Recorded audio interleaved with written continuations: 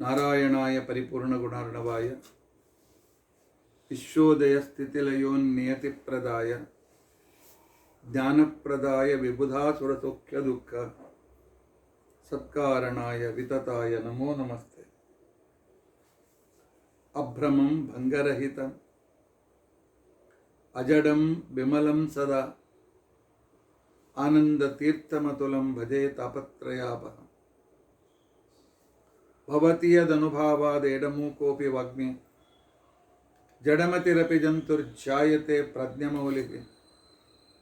ಸಕಲವಚನಚೇತೋ ದೇವತಾ ಭಾರತೀ ಸಾ ಮಮ ವಚಸಿ ನಿಧತ್ತಂ ಸನ್ನಿಧಿಂ ಮಾನಸೇ ಚ. ಅಸ್ಮದ್ಗುರು ಸಮಾರಂಭಾಂ ಟೀಕಾಕೃತ್ಪಾದಮಧ್ಯಗಾಂ ಶ್ರೀಮದಾಚಾರ್ಯ ಪರ್ಯಂತಾಂ ವಂದೇ ಗುರು ಪರಂಪರಾ. ವಿದ್ಯಾಯಾಂ ವಿಬುಧಾಚಾರ್ಯಂ ವೇದಜ್ಞಾನಾಬ್ಧಿಚಂದಿರಂ ದುರ್ಮತಧ್ವಾಂತಮಾರ್ತಂಡಂ ಸತ್ಯಧ್ಯಾನಮುನಿಂ ಭಜೆ. ಪಂಚಾಶದ್ವರ್ಷಪರ್ಯಂತಂ ಸತತಂ ರಾಮಪೂಜಕ ಶ್ರೀ ಸತ್ಯಾತ್ಮಗುರೋ ತ್ವದಂಘ್ರಿಯುಗಲಂ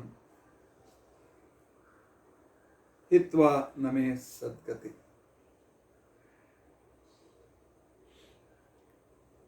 ಯೈರಹಂ ಶುಕವತ್ ಸಮ್ಯಕ್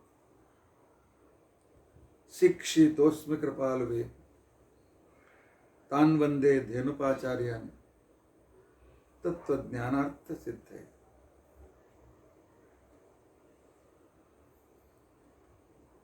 ಶ್ರೀ ಗುರುಭ್ಯೋ ನಮಃ. ಹರಿ ಓಂ ಹರಿ ಓಂ ಹರಿ ಓಂ.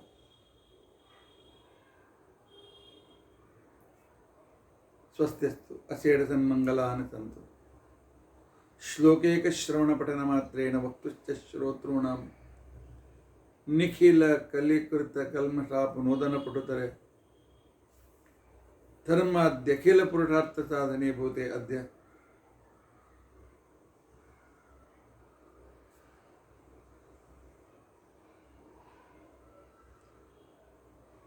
ಶ್ರಾದ್ದ ಮಹಾಲಯ ಸಮಾಪ್ತ್ಯಂಗತ್ವೇನ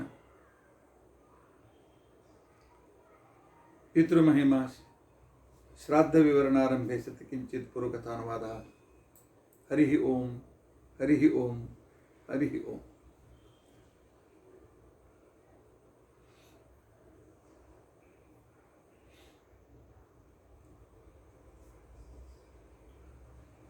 ಇವತ್ತು ಮಹಾಲಯ ಅಮಾವಾಸ್ಯೆ, ಸರ್ವಪಿತೃ ಅಮಾವಾಸ್ಯೆ. ನಾನು ಇವತ್ತು ಅಂತಿಕೊಂಡಂತೇಳಿ ಸಂಬೋಧನೆ ಮಾಡಿದರೂ ಕೂಡ ಈ ಪ್ರವಚನ ರೆಕಾರ್ಡ್ ಮಾಡಿದ್ದು ನಿನ್ನೆ ರಾತ್ರಿ. ಯಾಕೆಂದರೆ ಇವತ್ತಿನ ಬೆಳಗಿನಿಂದ ಸಂಪೂರ್ಣ ಕಾರ್ಯಕ್ರಮದಲ್ಲಿ ಇರೋದರಿಂದ ಪ್ರವಚನ ಮಾಡಲಿಕ್ಕೆ ಆಗೋದಿಲ್ಲ ಅಂತ ಹೇಳಿ ಹಿಂದಿನ ದಿವಸವೇ ಇದನ್ನು ರೆಕಾರ್ಡ್ ಮಾಡಿ ಆಗಿದೆ. ಈಗ ನಾವು ಅದನ್ನು ಪ್ರಸಾರ ಮಾಡ್ತಾ ಇದ್ದೇವೆ. ಇದು ಅತ್ಯಂತ ಶ್ರೇಷ್ಠವಾದ ಅಮಾವಾಸ್ಯೆ. ಎಲ್ಲ ಪಿತೃಗಳಿಗೂ, ಇಲ್ಲಿ ಪಿತೃಗಳು ಅಂತ ತಿಳ್ಕೊಂಡು ತಂದಾಕ್ಷಣಕ್ಕೆ ತಂದೆ ತಾಯಿ ಅಂತ ಅಷ್ಟೇ ಅಲ್ಲ, ಯಾರಿಗೆ ನಾವು ಅವರ ಹೆಸರು ಗೋತ್ರದಿಂದ ಪಿಂಡ ಕೊಟ್ಟರೆ ಅದು ಪಿತೃದೇವತೆಗಳು ಅವರಿಗೆ ಅದನ್ನು ಸ್ವೀಕಾರ ಮಾಡಿ ಆಯಾ ವ್ಯಕ್ತಿಗಳಿಗೆ ಸಂತೋಷವಾಗುವ ರೀತಿಯಲ್ಲಿ ಆಹಾರವನ್ನು ಮುಟ್ಟಿಸುವ ವ್ಯವಸ್ಥೆ ಮಾಡ್ತಾರೆ. ಅವರೆಲ್ಲರೂ ನಮ್ಮ ಪಿತೃಗಳು. ಸ್ವಗೋತ್ರದವರಿರಲಿ ಪರಗೋತ್ರದವರಿರಲಿ, ಒಟ್ಟು ನಮ್ಮ ಯಾವುದೋ ಒಂದು ರೀತಿಯ ಸಂಬಂಧ, ತಂದೆ ಕಡೆಗೆ ತಾಯಿ ಕಡೆಗೆ,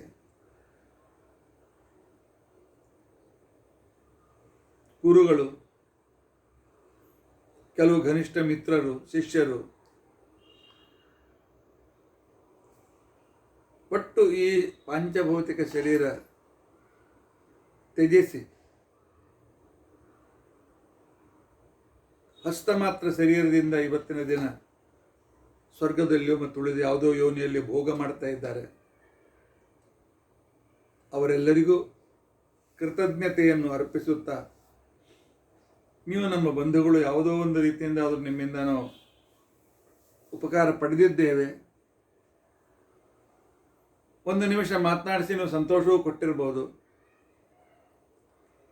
ನಿಮಗೆ ನಾವು ಕೃತಜ್ಞತೆಯನ್ನು ಅರ್ಪಿಸುತ್ತಾ ಈ ಅನ್ನವನ್ನು ನಿಮಗೋಸ್ಕರ ನಾವು ಕಳಿಸ್ತಾ ಇದ್ದೇವೆ ಅಂತ ಅನ್ನುವ ಒಂದು ಉದ್ದೇಶ ಈ ಇವತ್ತಿನ ದಿವಸ ಮಾಡುವ ಶ್ರಾದ್ದದಲ್ಲಿ ಇದೆ. ಆದ್ದರಿಂದ ಇದಕ್ಕೆ ಮಹಾಲಯ ಅಮಾವಾಸ್ಯೆ ಅಂತ ಕರೀತಾರೆ. ಸರ್ವಪಿತೃ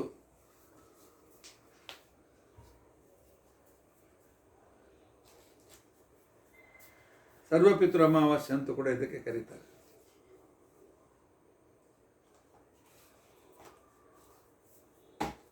ಅಮಾವಾಸ್ಯೆಗೆ ಎಷ್ಟು ಮಹತ್ವ ಯಾಕೆ?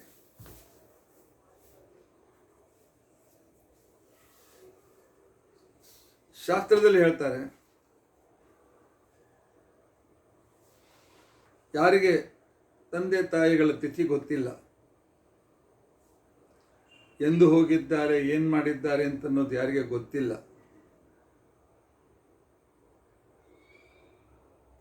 ಅಂಥವ್ರು ಅಮಾವಾಸ್ಯೆ ದಿವಸ ಶ್ರಾದ್ದ ಮಾಡಿ ಅಂತ ತಿಳ್ಕೊಂಡು ಅಂತ ಹೇಳ್ತಾರೆ.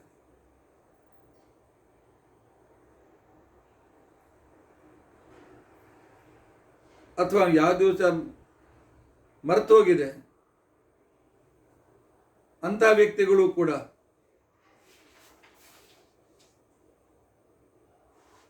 ಏನೋ ತಿಥಿ ಇತ್ತು, ನಮ್ಗೆ ಗೊತ್ತಾಗಲಿಲ್ಲ, ಮರೆತೋಯ್ತು, ಇಂಥ ಸಂದರ್ಭದಲ್ಲಿಯೂ ಕೂಡ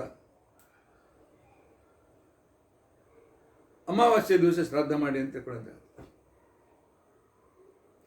ಅಥವಾ ಪ್ರವಾಸದಲ್ಲಿದ್ದೀವು, ಮಾಡಲಿಕ್ಕಾಗಲಿಲ್ಲ,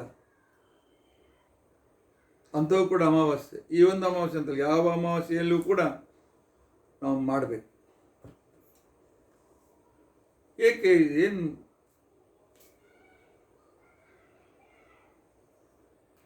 ಈ ರೀತಿಯಾಗಿರ್ತಕ್ಕಂಥ ಮಾತು ಏನಾಡ್ತೇವೆ? ಯಾವುದೋ ದಿವಸ ಮಾಡ್ತೀವಲ್ಲ, ಅಮಾವಾಸ್ಯೆನೇ ಯಾಕೆ ಮಾಡಬೇಕು?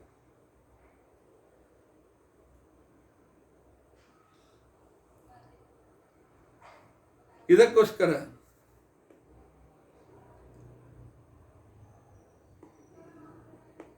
ಚಂದ್ರನ ಗತಿಗೂ ಆನಂತರ ಪಿತೃಗಳಿಗೆ ಸಿಗುವ ಒಂದು ವಿಶಿಷ್ಟವಾದ ಪೋಷಣೆಗೂ ಸಂಬಂಧ ಇದೆ.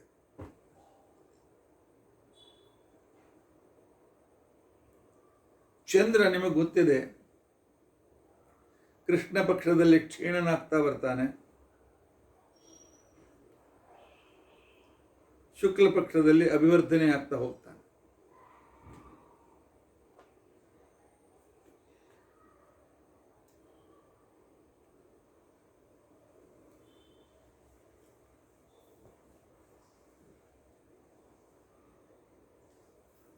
ಶುಕ್ಲ ಪಕ್ಷದ ಅಷ್ಟಮಿ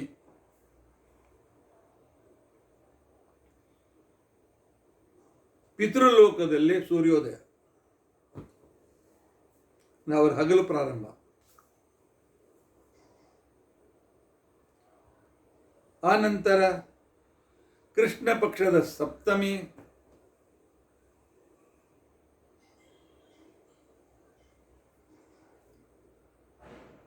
ಕೃಷ್ಣ ಪಕ್ಷದ ಅಷ್ಟಮಿ ಅವರ ಸೂರ್ಯೋದಯ, ಅಮಾವಾಸ್ಯೆ ಮಧ್ಯಾಹ್ನ ಕಾಲ,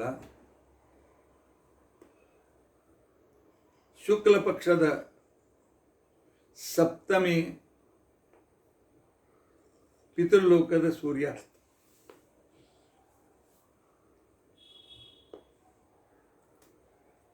ಯಾಕೆ ಅಂತಂದ್ರೆ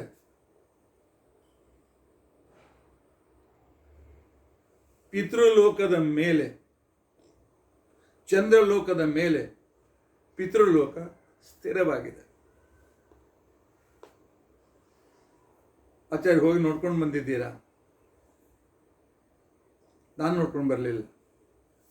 ಆದರೆ ನಮ್ಮ ಪ್ರಾಚೀನದ 6ನೇ ಶತಮಾನದಲ್ಲಿ ಆಗಿ ಹೋಗಿರ್ತಕ್ಕಂಥ 6-8 ನನಗೆ ನೆನಪಿಲ್ಲ,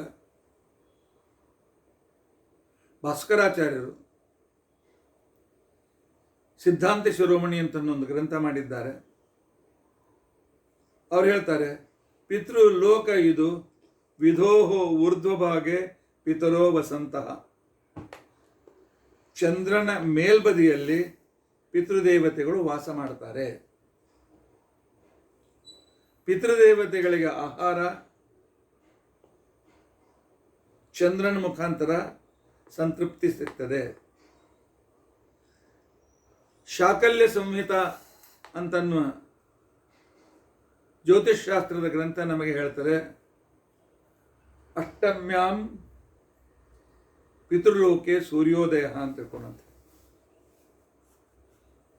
ಇನ್ನು ಊಟ ವೇಳೆ ಮಧ್ಯಾಹ್ನ. ಆದ್ದರಿಂದಾಗಿ ಅಮಾವಾಸ್ಯ ಅಂತ ತಿಳ್ಕೊಂಡಂತೇನಿದೆ, ಅವರು ಮಧ್ಯಾಹ್ನ ಕಾಲ. ನಮ್ಮ ಒಂದು ತಿಂಗಳು ಪಿತೃಗಳಿಗೆ ಒಂದು ದಿನ ಇದ್ದಾಗೆ, ನಮ್ಮ ಒಂದು ವರ್ಷ ದೇವತೆಗಳಿಗೆ ಒಂದು ದಿನ ಇದ್ದಾಗೆ.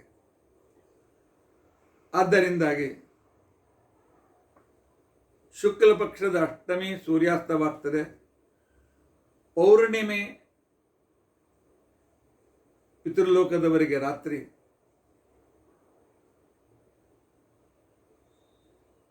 ಮಧ್ಯರಾತ್ರಿ, ಮತ್ತೆ ಬೆಳಗಾಗಬೇಕಾಗಿದ್ದ ಕೃಷ್ಣ ಪಕ್ಷ ಅಷ್ಟಮಿ ಬರಬೇಕು. ನಮ್ಮ ಹಿರಿಯರು ಮಾಡಿದ ಲೆಕ್ಕ ಎಷ್ಟು ಚೆನ್ನಾಗಿದೆ. ಅದಕ್ಕೋಸ್ಕರ ಅಮಾವಾಸ್ಯೆಗೆ ಬಹಳ ಮಹತ್ವಪೂರ್ಣ.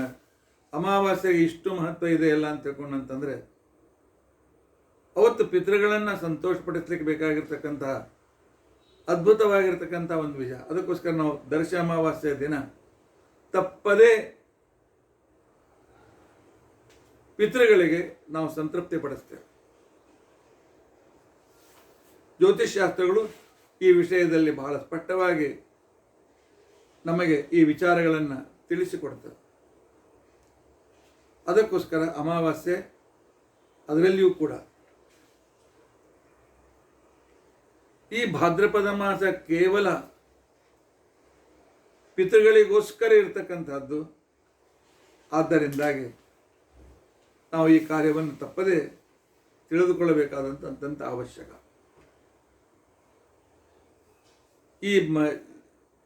ಈ ದಿವಸ ನಮ್ಮ ಈ 15 ದಿವಸ ಅಂತ ತಿಳ್ಕೊಂಡಂತಂದರೆ, ಪಿತೃಪಕ್ಷದ 15 ದಿವಸ ಅಂತ ತಿಳ್ಕೊಂಡಂತಂದರೆ,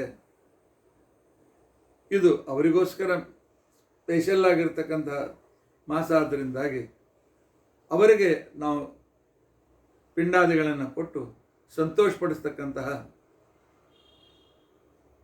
ಒಂದು ಶ್ರೇಷ್ಠವಾದ ದಿನ. ಆದ್ದರಿಂದಾಗಿ ನಾವು ಇವತ್ತಿನ ದಿನ ತಪ್ಪದೇ ಶ್ರಾದ್ದೆಯನ್ನು ಮಾಡುವುದು ಶ್ರೇಷ್ಠ. ಒಬ್ಬರು ಹೇಳಿದರು, 2-3 ಜನ ಪ್ರಶ್ನೆ ಮಾಡಿದ್ರು, ಇಲ್ಲ ಮತ್ತೆ ನಾವು ನಮ್ಮ ಬಂಧುಗಳ ಮನೆಗೆ ಒಳ್ಳೆ ಬ್ರಾಹ್ಮಣರು ಬಂದಿದ್ರು, ನಾವು ಚತುರ್ಥಿ ಪಂಚಮಿ ದಿವಸ ಪಕ್ಷ ಮಾಡಿದ್ದೇವೆ, ಸರ್ವಪಿತೃಗಳನ್ನು ಕುರಿತು ಪಿಂಡ ಇಟ್ಟಿದ್ದೇವೆ, ನಮಗೆ ಈ ಸರ್ವಪಿತೃ ಅಮಾವಾಸ್ಯೆ ದಿವಸ ಇಡಬೇಕು ಅಂತ ಮನಸ್ಸಾಗಿದೆ, ಇಡಬಹುದಾ? ಅವಶ್ಯವಾಗಿರ್ಬೋದು. ಈ 16 ದಿನಗಳಲ್ಲಿ 15 ದಿನಗಳಲ್ಲಿ ಎಷ್ಟು ಸಲ ನೀವು ಶ್ರಾದ್ದ ಮಾಡಿದರೂ ಕೂಡ ಅದು ಪಿತೃಗಳ ಅನುಗ್ರಹಕ್ಕೆ ಕಾರಣವಾಗ್ತದೆ. 1 ಸಲ, 2 ಸಲ, 3 ಸಲ, 4 ಸಲ. ಯಾಕೆ ನಮ್ಮನೆಗೆ ಬಹಳ ದೊಡ್ಡವರು ಬಂದಿದ್ದರೆ ಅವರ ಸಾನ್ನಿಧ್ಯದಲ್ಲಿ ಮಾಡಿರ್ತಕ್ಕಂಥ ಪಿತೃ ಶ್ರಾದ್ದ ಅತಿ ಶ್ರೇಷ್ಠವಾಗಿರ್ತಕ್ಕಂಥದ್ದು. 15 ದಿವಸ ಪಿಂಡ ಪ್ರದಾನ ಮಾಡಿ ಪಿತೃಗಳ ಶ್ರಾದ್ದ ಮಾಡಲಿಕ್ಕೆ ಬರ್ತದೆ. ಆದರೆ 1 ದಿವಸ ಕೂಡ ಮಾಡದೆ ಬಿಟ್ಟರೆ ನಾವು ಬಂದ ಅವಕಾಶ ತಪ್ಪಿಸಿಕೊಳ್ತೇವೆ, ಪಾಪ ಭಾಗಿಲಾಗ್ತೇವೆ. ಆದ್ದರಿಂದಾಗಿ ಸರ್ವಪಿತೃ ಅಮಾವಾಸ್ಯೆಗೆ ಬಹಳ ಮಹತ್ವವಾಗಿರ್ತಕ್ಕಂಥ ಸ್ಥಾನ ಇದೆ. ಇವತ್ತಿನ ದಿವಸ ನಾವು ಶ್ರಾದ್ದ ಮಾಡಲೇಬೇಕು. ನಿನ್ನೆ ನಾನು ಶ್ರಾದ್ದದ ಸ್ಟೆಪ್ ಬೈ ಸ್ಟೆಪ್ ಹೇಳ್ತಕ್ಕಂಥ ಕ್ರಮದಲ್ಲಿ ಶ್ರಾದ್ದದಲ್ಲಿ ಎಂತಹ ಪಾತ್ರೆಗಳನ್ನು ಉಪಯೋಗಿಸಬೇಕು ಅಂತ ಹೇಳಿ ಅದಕ್ಕೆ ನಾನು ಹೇಳಿದೆ, ಸುವರ್ಣ ಪಾತ್ರ, ರಜತ ಪಾತ್ರ. ರಜತ ಪಾತ್ರ ಶ್ರೇಷ್ಠ, ಬೆಳ್ಳಿ ಪಾತ್ರೆ ಇರಲೇಬೇಕು ಶ್ರಾದ್ದದಲ್ಲಿ. ಯಾವುದಾದ್ರು ಒಂದಾದರೂ ಬೆಳ್ಳಿ ಪಾತ್ರೆ ಇರಬೇಕು. ಇದನ್ನು ನಾವು ಕಟಾಕ್ಷದಿಂದ ಯಾವಾಗಲೂ ವಿಚಾರವನ್ನು ಮಾಡಬೇಕಾಗ್ತದೆ. ದೇವರ ಅನುಕೂಲ ಕೊಟ್ಟಾಗ ಒಂದು ಬೆಳ್ಳಿ ತಂಬಿಗೆ, ಒಂದು ಬೆಳ್ಳಿ ತಟ್ಟೆ, ಒಂದು 2-3 ಲೋಟಗಳು, ಒಂದು ಉದ್ಧರಣೆ, ಅರ್ಘ್ಯಕ್ಕೋಸ್ಕರ ಕೊಡೋದಕ್ಕೋಸ್ಕರ ಒಂದು 5-6 ಬಟ್ಟಲುಗಳು, ಇಷ್ಟು. ಇನ್ನೂ ಸ್ವಲ್ಪ ಅನುಕೂಲ ಇದ್ದರೆ ಇನ್ನೊಂದು 4 ಬಟ್ಟಲು ಹೆಚ್ಚು, ಯಾಕೆ ಪಂಚಾಮೃತ ಹಾಕ್ಲಿಕ್ಕೆ ಬೇಕಲ್ಲ, ಹಾಲು ಮೊಸರು ಇತ್ಯಾದಿಗಳನ್ನು ಹಾಕ್ಲಿಕ್ಕೆ. ಸಣ್ಣ ಸಣ್ಣ ಬಟ್ಟಲೆ ಮಾಡಿ ಪರವಾಗಿಲ್ಲ, ಆದರೆ ಅದು ಬೆಳ್ಳಿಯದಿರಬೇಕು. ಇಷ್ಟು ಮಾತ್ರ ನೆನಪಿನ ಇಟ್ಟುಕೊಳ್ಳಿ, ಅದನ್ನು ಉಪಯೋಗಿಸಿ. ಯಾವುದೇ ಪರಿಸ್ಥಿತಿಯಲ್ಲಿ ಸ್ಟೀಲ್ ಪಾತ್ರೆ ಶ್ರಾದ್ದದ ಸಂದರ್ಭದಲ್ಲಿ ಉಪಯೋಗಿಸಬೇಡಿ. ನಿನ್ನೆ ನಾನು ಹೇಳಿದಂತೆ ಈ ಶ್ರಾದ್ದದ ವಿವರಣೆ ಪ್ರವಚನ ನಾನು 1980ರಲ್ಲಿ ಪ್ರಾರಂಭಿಸಿದ್ದೆ. ಆಗ ಪ್ರಾರಂಭಿಸಿರ್ತಕ್ಕಂಥ ಸಂದರ್ಭದಲ್ಲಿ ನಮ್ಮ ಎಲ್ಲ ಶಿಷ್ಯರಿಗೆ, ಗೃಹಸ್ಥ ಶಿಷ್ಯರಿದ್ದರು. ಆವಾಗ ನಾನು ಕೂಡ ಕೆಲಸದಲ್ಲಿದ್ದೆ. ನಾನು ಒಂದು ಕಾಲೇಜಿನಲ್ಲಿ ಪ್ರಿನ್ಸಿಪಾಲ್ ಆಗಿದ್ದೆ. ಆವಾಗ ನಾನು ಅನೇಕ ಗೃಹಸ್ಥರಿಗೆ ಶ್ರಾದ್ದ ತಿಳಿದುಕೊಂಡು ಮಾಡಿ ಅಂತ ನನ್ನ ಪ್ರವಚನ ಮಾಡುವಾಗ ಅಲ್ಲಿ ನಮ್ಮಲ್ಲಿ BARC ಅಂತ ಹೇಳಿ ಬಾಬಾ ರಿಸರ್ಚ್ ಇನ್ಸ್ಟಿಟ್ಯೂಷನ್ ಇದೆ. ಅಲ್ಲಿ ಒಂದು ಮೆಟ್ಲರ್ಜಿ ವಿಭಾಗ, ಮೆಟ್ಲರ್ಜಿ ವಿಭಾಗದಲ್ಲಿ ಕೆಲಸ ಮಾಡ್ತಕ್ಕಂಥ ಒಬ್ಬರು ಶಿಷ್ಯರು ನನ್ನ ಪ್ರವಚನ ಕೇಳ್ತಾ ಇದ್ದರು. ಅಲ್ಲಿ ಚರ್ಚೆ ಬಂತು, ಸ್ಟೀಲ್ ಇದು ಕಬ್ಬಿಣ ಅಲ್ಲಲ್ಲ, ತುಕ್ಕು ಹಿಡಿತಿದ್ರೆ, ಜಂಗ್ ಹಿಡಿತಿದ್ರೆ ಆಗ ಅದು ಕಬ್ಬಿಣ ಅಂತ ಅನ್ಬೇಕು, ಸ್ಟೀಲಿಗೆ ಜಂಗ್ ಹತ್ತೋದಿಲ್ಲ. ಅದಕ್ಕೆ ನಾನು ಅವ್ರಿಗೆ ಹೇಳಿದೆ, ಈ ಸ್ಟೀಲಿನ ಮೂಲ ಪದಾರ್ಥ ಯಾವುದು, ಸ್ವಲ್ಪ ನಿಮ್ಮ ಮೆಟಲರ್ಜಿ ಡಿಪಾರ್ಟ್ಮೆಂಟ್ ನೀವು ರಿಸರ್ಚ್ ಮಾಡಿ ನಮ್ಗೆ ಹೇಳಿ ಅಂತ ತಿಳ್ಕೊಂಡು. ಅದಕ್ಕೆ ಅವ್ರು ಹೇಳಿದರು, ಸ್ಟೀಲ್ ಇದು ಐರನ್ ಪ್ರಾಡಕ್ಟ್, ಕಬ್ಬಿಣದ ಬೈ ಪ್ರಾಡಕ್ಟ್, ಆದರೆ ಇದು ಕಬ್ಬಿಣ. ಆದ್ದರಿಂದಾಗಿ ಕೈ ಮುಗಿದು ನಾನು ಕೇಳ್ಕೊಳ್ತೇನೆ, ದಿನದ ಊಟವೂ ಸ್ಟೀಲಿನ ತಟ್ಟೆಯಲ್ಲಿ ಮಾಡಬೇಡಿ. ಊಟ ಇದೊಂದು ಯಜ್ಞ. ಆದ್ದರಿಂದಾಗಿ ಸ್ಟೀಲ್ ಪದಾರ್ಥವನ್ನು, ನೈವೇದ್ಯಕ್ಕೆ ಸ್ಟೀಲ್ ಪಾತ್ರೆ ಉಪಯೋಗಿಸಬೇಡಿ. ಮತ್ತು ಸ್ಟೀಲ್ ಪಾತ್ರೆಯಲ್ಲಿ ಕುದಿಸುವುದು ಕೂಡ ಕ್ಯಾನ್ಸರಿಗೆ ಕಾರಣ ಅಂತಿಕೊಂಡಂತ ಅನ್ನೋದು ಅನೇಕ ಮೂಲಗಳಿಂದ ನಾನು ಕೇಳಿ ತಿಳಿದಿದ್ದೇನೆ. ನಾನು ಅದ್ರ ಬಗ್ಗೆ ಪೂರ್ತಿ ನನಗೆ ತಿಳುವಳಿಕೆ ಎಲ್ಲಾದರೂ ಕೇಳಿದ್ದೇನೆ, ಅಲ್ಲಿ ಇಲ್ಲಿ ಕೇಳಿದ್ದೇನೆ ನಾನು. ಆದ್ದರಿಂದಾಗಿ ಅದು ಇವತ್ತೆಲ್ಲೂ ಸ್ಟೀಲ್ಮಯ. ಆನಂತರ ಇವತ್ತಿನ ದಿವಸ ಕುಕ್ಕರ್ಮಯ. ಕುಕ್ಕರ್ನಲ್ಲಿರ್ತಕ್ಕಂಥದ್ದು ಅಲ್ಯೂಮಿನಿಯಂ ನಮ್ಮ ಕಿಡ್ನಿಗೆ, ಪ್ಯಾಂಕ್ರಿಯಾಸಿಗೆ ಎಷ್ಟು ಘಾತಕ ಅಂತ ಅನ್ನೋದು ನಿಮ್ಮೆಲ್ಲರಿಗೂ ಗೊತ್ತಿದೆ. ಆದರೆ ನಾವು ಸ್ವಲ್ಪ ಆಲಸ್ಯ, ಹಿತ್ತಾಳೆ ಪಾತ್ರೆ ತೊಳಿಬೇಕಾಗ್ತದೆ. ಹಿತ್ತಾಳೆ ಪಾತ್ರೆ ಕಲಾಯಿ ಮಾಡಿ ಉಪಯೋಗಿಸ್ಬೇಕು ಅಡಿಗೆಗೋಸ್ಕರ. ಕಂಚು ಪಾತ್ರೆ ಅಡಿಗೆಗೆ ಭಾಳ ಶ್ರೇಷ್ಠವಾಗಿರ್ತಕ್ಕಂಥದ್ದು.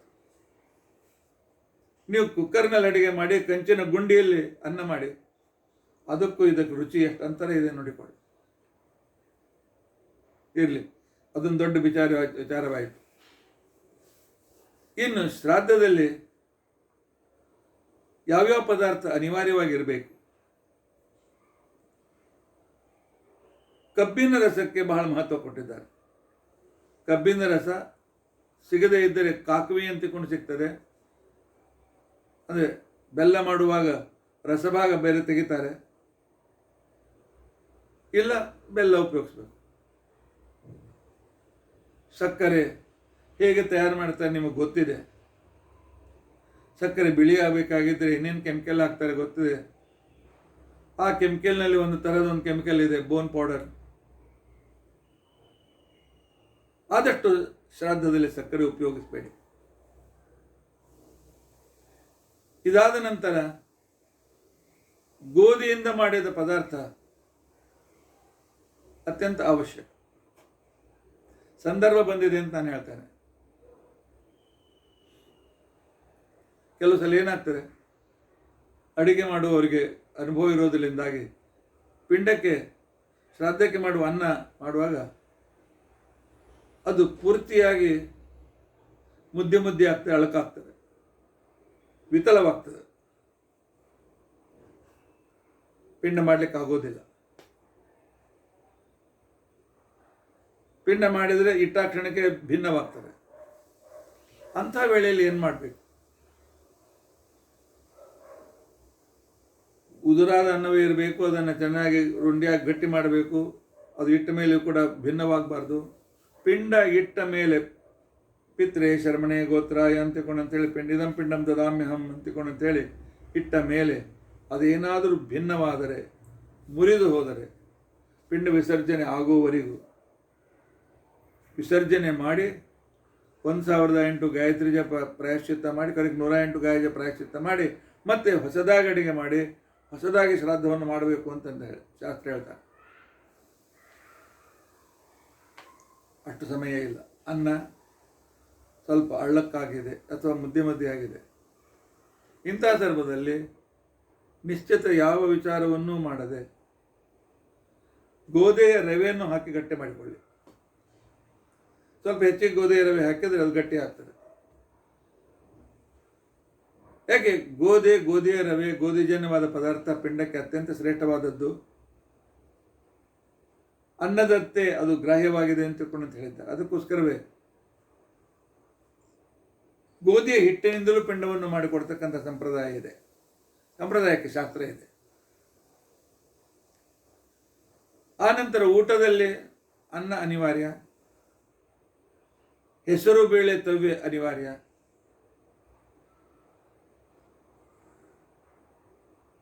ಗಾರಿಗೆ ಅತ್ಯಂತ ಅನಿವಾರ್ಯ. ಗಾರಿಗೆ ಅಂತಿಕೊಂಡು ಅನಾನಸ್ ಇದ್ದಂತೆ. ಬೆಲ್ಲ, ಗೋಧಿ ಹಿಟ್ಟು, ತುಪ್ಪ ಮಿಕ್ಸ್ ಮಾಡಿ ಅದನ್ನು ಸಣ್ಣ ಅತಿರಸದಂತೆ ಅಥವಾ ಅನಾರಸದಂತೆ ದುಂಡಿಗೆ ಮಾಡಿ ಅದನ್ನು ತುಪ್ಪದಲ್ಲಿ ಕರಿಯೋದು ಅಂತೇನಿದೆ, ಅಥವಾ ತುಪ್ಪದಲ್ಲಿ ಬೇಯಿಸೋದು ಅಂತೇನಿದೆ, ಅದಕ್ಕೆ ಗಾರಿಗೆ ಅಂತ ಕರೀತಾರೆ. ಇದು ಶ್ರಾದ್ದಕ್ಕೆ ಅನಿವಾರ್ಯ.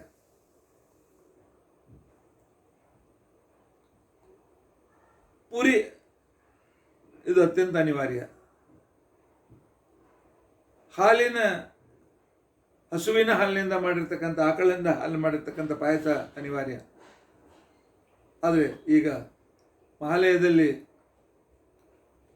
ಈಗ ಗೋವ್ರತ ಇರ್ತದೆ, ದುಗ್ಧ ಹಾಲಿನ ವ್ರತ ಇರ್ತದೆ. ಈಗ ಮಾತ್ರ ಅದು ಬರೋದಿಲ್ಲ. ಆ ನಂತರ ಭತ್ತರಳು ಬೇಕು, ಉದ್ದಿನ ವಡೆ ಅನಿವಾರ್ಯ, ತುಪ್ಪದಲ್ಲಿ ಬೇಯಿಸಿರ್ತಕ್ಕಂಥ ಪದಾರ್ಥಗಳು ಅನಿವಾರ್ಯ. ಒಟ್ಟು ಜೇನುತುಪ್ಪ ಶ್ರಾದ್ದದಲ್ಲಿ ಇರಲೇಬೇಕು. ಆಯಾ ಋತುಗಳ ಫಲಮೂಲಗಳಿರಬೇಕು. ಜೇನುತುಪ್ಪ ಮತ್ತು ಆಕಳ ಹಾಲು ಇಲ್ಲದ ಶ್ರಾದ್ದವನ್ನು ಪಿತೃಗಳು ಸ್ವೀಕರಿಸೋದಿಲ್ಲ ಅಂತ ತಿಳ್ಕೊಂಡಂತೇಳಿ ನಾಗರಖಂಡ ಅಂತ ತಿಳ್ಕೊಂಡಂತನ್ನ ಭಾಗದಲ್ಲಿ ಪುರಾಣ ಹೇಳ್ತದೆ. ಅತ್ರಿ ಸ್ಮೃತಿ ಹೇಳ್ತದೆ, ಕಬ್ಬಿನ ಹಾಲು, ಗೋಧಿಯ ಪದಾರ್ಥ, ಬೆಲ್ಲ ಇಲ್ಲದೆ ಮಾಡಿದ ಶ್ರಾದ್ದ ಇದು ವ್ಯರ್ಥ ಅಂತ ತಿಳ್ಕೊಂಡಂತೇಳಿ ಅತ್ರಿ ಸ್ಮೃತಿ ಹೇಳ್ತದೆ.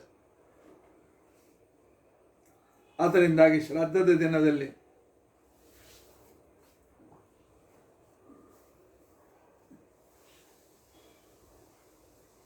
ರವೆಯಿಂದ ಮಾಡಿದ ಪದಾರ್ಥ, ಗೋಧಿಯಿಂದ ಮಾಡಿದ ಪದಾರ್ಥ, ಬೆಲ್ಲದಿಂದ ಮಾಡಿದ ಪದಾರ್ಥ, ತುಪ್ಪದಲ್ಲಿ ತಯಾರಿಸಿದ ಹಸುವಿನ ತುಪ್ಪದಲ್ಲಿ ತಯಾರಿಸಿದ ಪದಾರ್ಥ ಅನಿವಾರ್ಯ. ಅದನ್ನು ಮಠಕ್ಕೆ ಹೋಗಿರ್ತದೆ. ಏಕೆ ನಮ್ಮ ವಿದ್ಯಾಪೀಠದಲ್ಲಿ ಪ್ರಾಬ್ಲಮ್ ಬರ್ತದೆ. ಏನು ಪ್ರಾಬ್ಲಮ್ ಬರ್ತದೆ? ಶ್ರಾದ್ದ ಮಾಡಿಸ್ಲಿಕ್ಕೆ ಒಬ್ಬರು ಬಂದಿರ್ತಾರೆ. ಒಂದು ಶ್ರಾದ್ದಕ್ಕೋಸ್ಕರ ಅವರು ಕೊಡೋದು ಶ್ರಾದ್ದಕ್ಕೆ ಎಷ್ಟಾಗ್ತದೆ? ಒಬ್ಬತ್ತು ಇಬ್ಬರು ಬ್ರಾಹ್ಮಣರು, ಭಾಳ 1,000 1,500ವರೆಗೂ ಸರ್ವಸಾಮಾನ್ಯವಾಗಿ ಶ್ರಾದ್ದದ ಇದಕ್ಕೋಸ್ಕರ ಒಂದು ವ್ಯವಸ್ಥೆ ಮಾಡಿರ್ತಾರೆ. ಆದರೆ ಆ ಮಠದಲ್ಲಿ 10-15 ಜನ ಪ್ರತಿ ದಿವಸ ಊಟ ಮಾಡೋರಿದ್ದಾರೆ.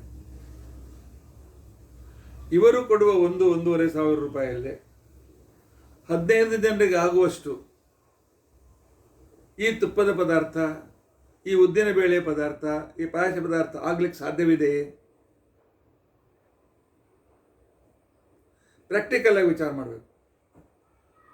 ನಾವು ಅಲ್ಲಿ ಮಠಕ್ಕೆ ಕೊಡುವುದು 1,000 1,500 ಏನೋ ಕೊಡ್ತೇವೆ. 1,500ದಲ್ಲಿ 15 ಜನರಿಗೆ ಆಗುವ ಭಕ್ಷ್ಯ ತಯಾರಾಗ್ತದೆಯಾ? ಆಗೋದಿಲ್ಲ. ಅಂತ ವೇಳೆ ಯಜಮಾನರು ತಾವೇ ತಿಳಿದುಕೊಂಡು, ಇವತ್ತು ಮಠದಲ್ಲಿ ನಂದು ಒಬ್ಬಂದೇ ಶ್ರಾದ್ದ ಇದೆ, ನಮ್ಮ ಪಿತೃಗಳದ್ದು ಮಾತ್ರ ಶ್ರಾದ್ದ ಇದೆ, ನಾನು ಹೇಳೋ ಪದಾರ್ಥ ಅವ್ರು ಮಾಡಿಸ್ಬೇಕು, ಮಾಡಿಸ್ಬೇಕು ಅಂತಿಕೊಂಡಂತಕ್ಕಂಥ ಸಂದರ್ಭದಲ್ಲಿ ಆದರೆ ಅವರಿಗೆ ಒಬ್ಬರಿಗೋಸ್ಕರ ಅಷ್ಟು ಮಾಡಲಿಕ್ಕೆ ಆಗೋದು. ಯಾಕಂದರೆ ಮಠಗಳು, ದೇವಾಲಯಗಳು ಖರ್ಚು ನಡೆಸೋದು ಇವತ್ತು ದಿನಗಳಲ್ಲಿ ಬಹಳ ಕಷ್ಟ ಇದೆ. ಅಂತಹ ಸಂದರ್ಭದಲ್ಲಿ ಅವರು ಏನು ಅನುಕೂಲ ಮಾಡಿರ್ತಾರೆ ಅದನ್ನು ಸ್ವೀಕರಿಸಬೇಕು. ಇಲ್ಲ, ಇವತ್ತು ಏನು ಖರ್ಚಾಗ್ತದೆ ನಮಗೆ ಹೇಳಿ, ನಾವು ಖರ್ಚು ಕೊಡ್ತೇವೆ ಅಂತ ಹೇಳಿ ಅವ್ರ ಕಡೆಯಿಂದ ಹೇಳಿ ಮಾಡಿಸ್ಬೇಕು. ಅತ್ಯಂತ ಅನಿವಾರ್ಯವಾಗಿರ್ತಕ್ಕಂಥದ್ದು. ಇಲ್ಲ, ಏನಿದೆ ಅದನ್ನು ಸ್ವೀಕಾರ ಮಾಡಿ ಅಷ್ಟನ್ನೇ ಕೃಷ್ಣಾರ್ಪಣ ಅಂತ ಅನ್ಬೇಕು. ನಾನು ಇದ್ದ ಪ್ರಾಕ್ಟಿಕಲ್ ಹೇಳ್ತೇನೆ. ಯಾಕೆಂದರೆ ನಮ್ಮ ವಿದ್ಯಾಪೀಠದಲ್ಲಿಯೂ ಕೂಡ ನಾವು ಅನುಕೂಲ ಮಾಡಿಕೊಡ್ತೇವೆ ಶ್ರಾದ್ದಾದಿಗಳನ್ನು ಮಾಡ್ತಕ್ಕಂಥವರಿಗೆ. ವಿದ್ಯಾರ್ಥಿಗಳು ಸೇರಿ ದಿನಕ್ಕೆ 25-30 ಜನರು ಕೂಡ. ಆದರೆ ಒಬ್ಬರ ಶ್ರಾದ್ದ, ಆ ಒಬ್ಬರ ಶ್ರಾದ್ದಕ್ಕೋಸ್ಕರ ಉದ್ದಿನ ಮಾಡಿಸಿದರೆ, ಗಾರಿಗೆ ಮಾಡಿಸಿದರೆ,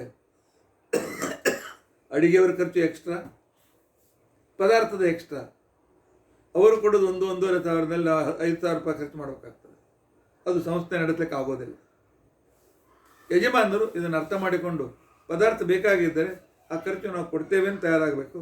ಮನೆಯಲ್ಲಿ ಮಾಡಿದರೆ ಅದಕ್ಕಿಂತಲೂ ಹೆಚ್ಚು ಖರ್ಚಾಗ್ತದೆ. ಮತ್ತು ಬೇರೆ ಇನ್ನು ಅಡಿಗೆ ಯಾರು ಮಾಡಬೇಕು? ಅಡಿಗೆ ಯಾರು ಮಾಡಬೇಕು ಅಂತಿಕೊಂಡಂತ ಅನ್ನೋದಕ್ಕೋಸ್ಕರ ಹೇಳ್ತಾರೆ, ಮನೆಯ ಯಜಮಾನನೇ ಸ್ವತಃ ಭೂರಿ ಭೋಜನಕ್ಕೆ ಅಡಿಗೆಯವರು ಬರಲಿ, ಈ ಶ್ರಾದ್ದಕ್ಕೆ ಬೇಕಾಗಿರ್ತಕ್ಕಂಥ ಪಿಂಡ ಪ್ರದಾನಗಳಿಗೆ ಬೇಕಾಗಿರ್ತಕ್ಕಂಥ ಅನ್ನವನ್ನು ತಾನೇ ಸ್ವತಃ ಮಾಡಬೇಕು. ಆದರೆ ಯಜಮಾನ ಇವತ್ತಿನ ದಿವಸ ಶ್ವೇತ ಬಟ್ಟೆ, ಶುಭ್ರವಾಗಿರ್ತಕ್ಕಂತಹ ಬಿಳಿ ಬಟ್ಟೆಯನ್ನೇ ಅಂದರೆ ಪಂಚೆಯನ್ನು ಉಟ್ಕೊಂಡಿರಬೇಕೆ ಹೊರತು ಕಲರ್ ಮಡಿಯಾಗಲಿ ಕಲರಿನ ಧೋತರಾಗಲಿ ನಡೆಯೋದಿಲ್ಲ. ಇಲ್ಲ, ಕರ್ತೃವಿನ ತಾಯಿ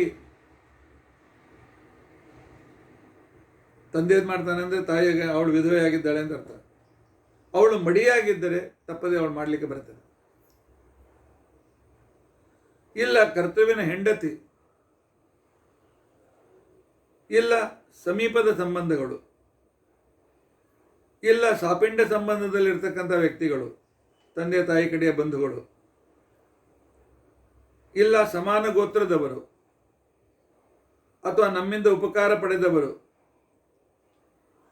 ತಂದೆ ತಾಯಿ ಬಂಧುಗಳಿಂದ ಯುಕ್ತರಾಗಿರ್ತಕ್ಕಂಥವರು ಶ್ರಾದ್ದದ ಅಡಿಗೆಯನ್ನು ಮಾಡಿದರೆ ಪಿತೃಗಳು ಸ್ವೀಕಾರ ಮಾಡ್ತಾರೆ.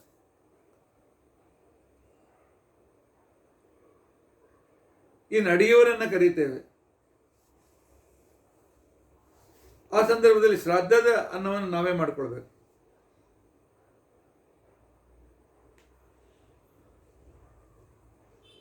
ಶ್ರಾದ್ದ ಮಂಜರಿಗರಂತ ಹೇಳ್ತಾರೆ.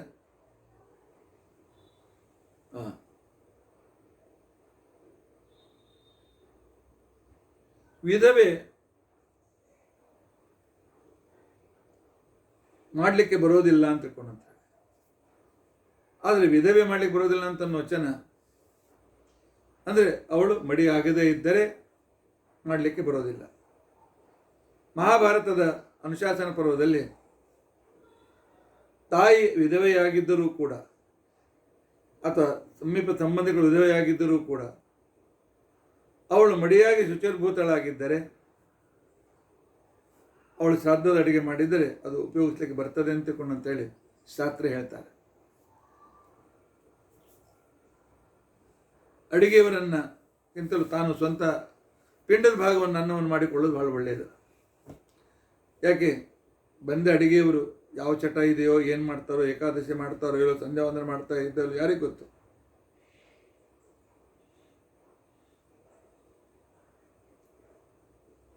ಇನ್ನು ಅಡಿಗೆ ಮಾಡುವ ಮುತ್ತೈದೆ ಅವಳು ಮಾತ್ರ ಬಿಳಿ ಬಟ್ಟೆಯಲ್ಲಿ ಇರಬಾರದು, ಯಾವುದೇ ಬಣ್ಣದ ಬಟ್ಟೆಯಲ್ಲಿ, ನೀಲಿ ಕಪ್ಪು ಬಿಟ್ಟು ಯಾವುದೇ ಬಣ್ಣದ ಬಟ್ಟೆಯಲ್ಲಿ ಇದು ನಡೀತದೆ. ಆದರೆ ಒದ್ದೆಯಿಂದ ಮಾಡಿದ ಅಡಿಗೆ ನಡೆಯೋದಿಲ್ಲ. ಒದ್ದೆ ಪಂಚೆ ಉಟ್ಕೊಂಡು ಮಾಡಿದ್ದು ನಡೆಯೋದಿಲ್ಲ, ಒಣಕಳ್ಬೇಕು. ನಾವೇನು ತಿಳ್ಕೊಂಡಿದ್ದೇವೆ, ಒದ್ದೆ ಉಟ್ಟುಕೊಳ್ಳುವುದು ಇದು ಶುದ್ಧ ಮಡಿ ಅಂತ ತಿಳ್ಕೊಂಡಿದ್ದೇವೆ. ಇಲ್ಲ, ನಾರ್ದ್ರವಾಸಾಹ ಅಂತಕೊಂಡಂಥ ಪೂಜೆಗೆ ಶ್ರಾದ್ದಾದಿಗಳಿಗೆ ಒದ್ದೆ ಪಂಚೆ ಉಟ್ಕೊಂಡು ಮಾಡ್ತಕ್ಕಂಥ ಶ್ರಾದ್ದ ಅದು ಗೌಣ. ಯಾಕೆ ನಮ್ಮ ಪೂಜೆ ಶ್ರಾದ್ದಗಳು ಪ್ರಾಕ್ಟಿಕಲ್. ಒಣಬಟ್ಟೆ ಉಟ್ಕೊಳ್ಬೇಕು ಅಂತ ಹೇಳಿದ್ರು ಇಲ್ಲ, ಅನಿವಾರ್ಯ ಇತ್ತು ಅಂತಂದರೆ 7 ಸಲ ಚೆನ್ನಾಗಿ ಜಾಡಿಸಿ ಅರ್ಧ ಒಣಗಿಸಿ ಉಟ್ಕೊಳ್ಬೇಕು. ಮಹಾಭಾರತ ಅನುಶಾಸನ ಪರ್ವ ಹೇಳ್ತಾರೆ, ಯಾವ ಹೆಣ್ಮಗಳು ಒದ್ದೆ ಬಟ್ಟೆ ಉಟ್ಕೊಂಡು ಅಡಿಗೆ ಮಾಡ್ತಾಳೆ, ಯಾವ ಹೆಣ್ಮಗಳು ಜಡೆ ಹಾಕಿಕೊಳ್ಳದೆ ಕೂದಲು ಬಿಚ್ಚಿಕೊಂಡು ಅಡಿಗೆ ಮಾಡ್ತಾಳೆ, ಯಾವ ಹೆಣ್ಮಗಳು ತಾನು ಪಂಚಕಚ್ಚೆ ಸಹಿತವಾದ ಸೀರೆಯನ್ನು ಉಟ್ಕೊಂಡಿಲ್ಲ ಅವಳು ಮಾಡಿದ ಅಡಿಗೆ ಶ್ರಾದ್ದಕ್ಕೆ ಬರುವುದಿಲ್ಲ. ಮಹಾಭಾರತ ಅನುಶಾಸನ ಪರ್ವ ಬಹಳ ಸ್ಪಷ್ಟವಾಗಿ ಮಾತನ್ನು ಹೇಳ್ತದೆ. ಅಥವಾ ಅಡಿಗೆ ಮಾಡುವವರು ಅಥವಾ ಶ್ರಾದ್ದ ಮಾಡುವವರು ಕೋಳಿ, ಹಂದಿ, ನಾಯಿ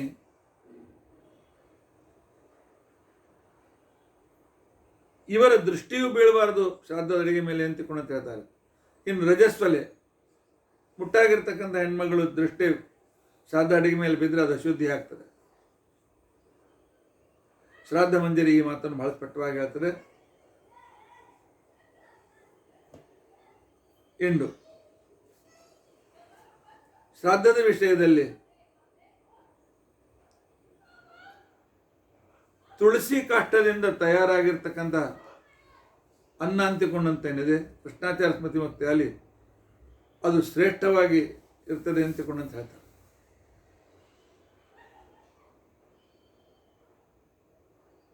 ಪ್ರಮಾಣ ಸಂಗ್ರಹ ಅಂತಿಕೊಂಡಂತನ್ನೋದು ಗ್ರಂಥ, ಧರ್ಮಶಾಸ್ತ್ರ ಗ್ರಂಥ. ಮಹಾಭಾರತದ ವಚನದ ಉದಾಹರಣೆಯನ್ನು ಕೊಟ್ಟು ದೇವರ ನೈವೇದ್ಯ ಮಾಡಿದ ನಂತರ ಆ ನಂತರ ರಮಾ ನೈವೇದ್ಯವನ್ನು ಪ್ರತ್ಯೇಕ ತೆಗೆದು ರಮಾ ನೈವೇದ್ಯವನ್ನು ಮಾಡಿದ ನಂತರ ವೈಶ್ವದೇವವನ್ನು ಮಾಡಿ ಉಳಿದದ್ದನ್ನು ಮುಖ್ಯ ಅನ್ನದಲ್ಲಿ ಸೇರಿಸಿದಾಗ ಮಾತ್ರ ಆ ಅನ್ನ ಶ್ರಾದ್ದಕ್ಕೆ ಯೋಗ್ಯವಾಗ್ತದೆ. ದೇವರಿಗೆ ಅನಿವೇದಿತವಾದ ಅನ್ನ,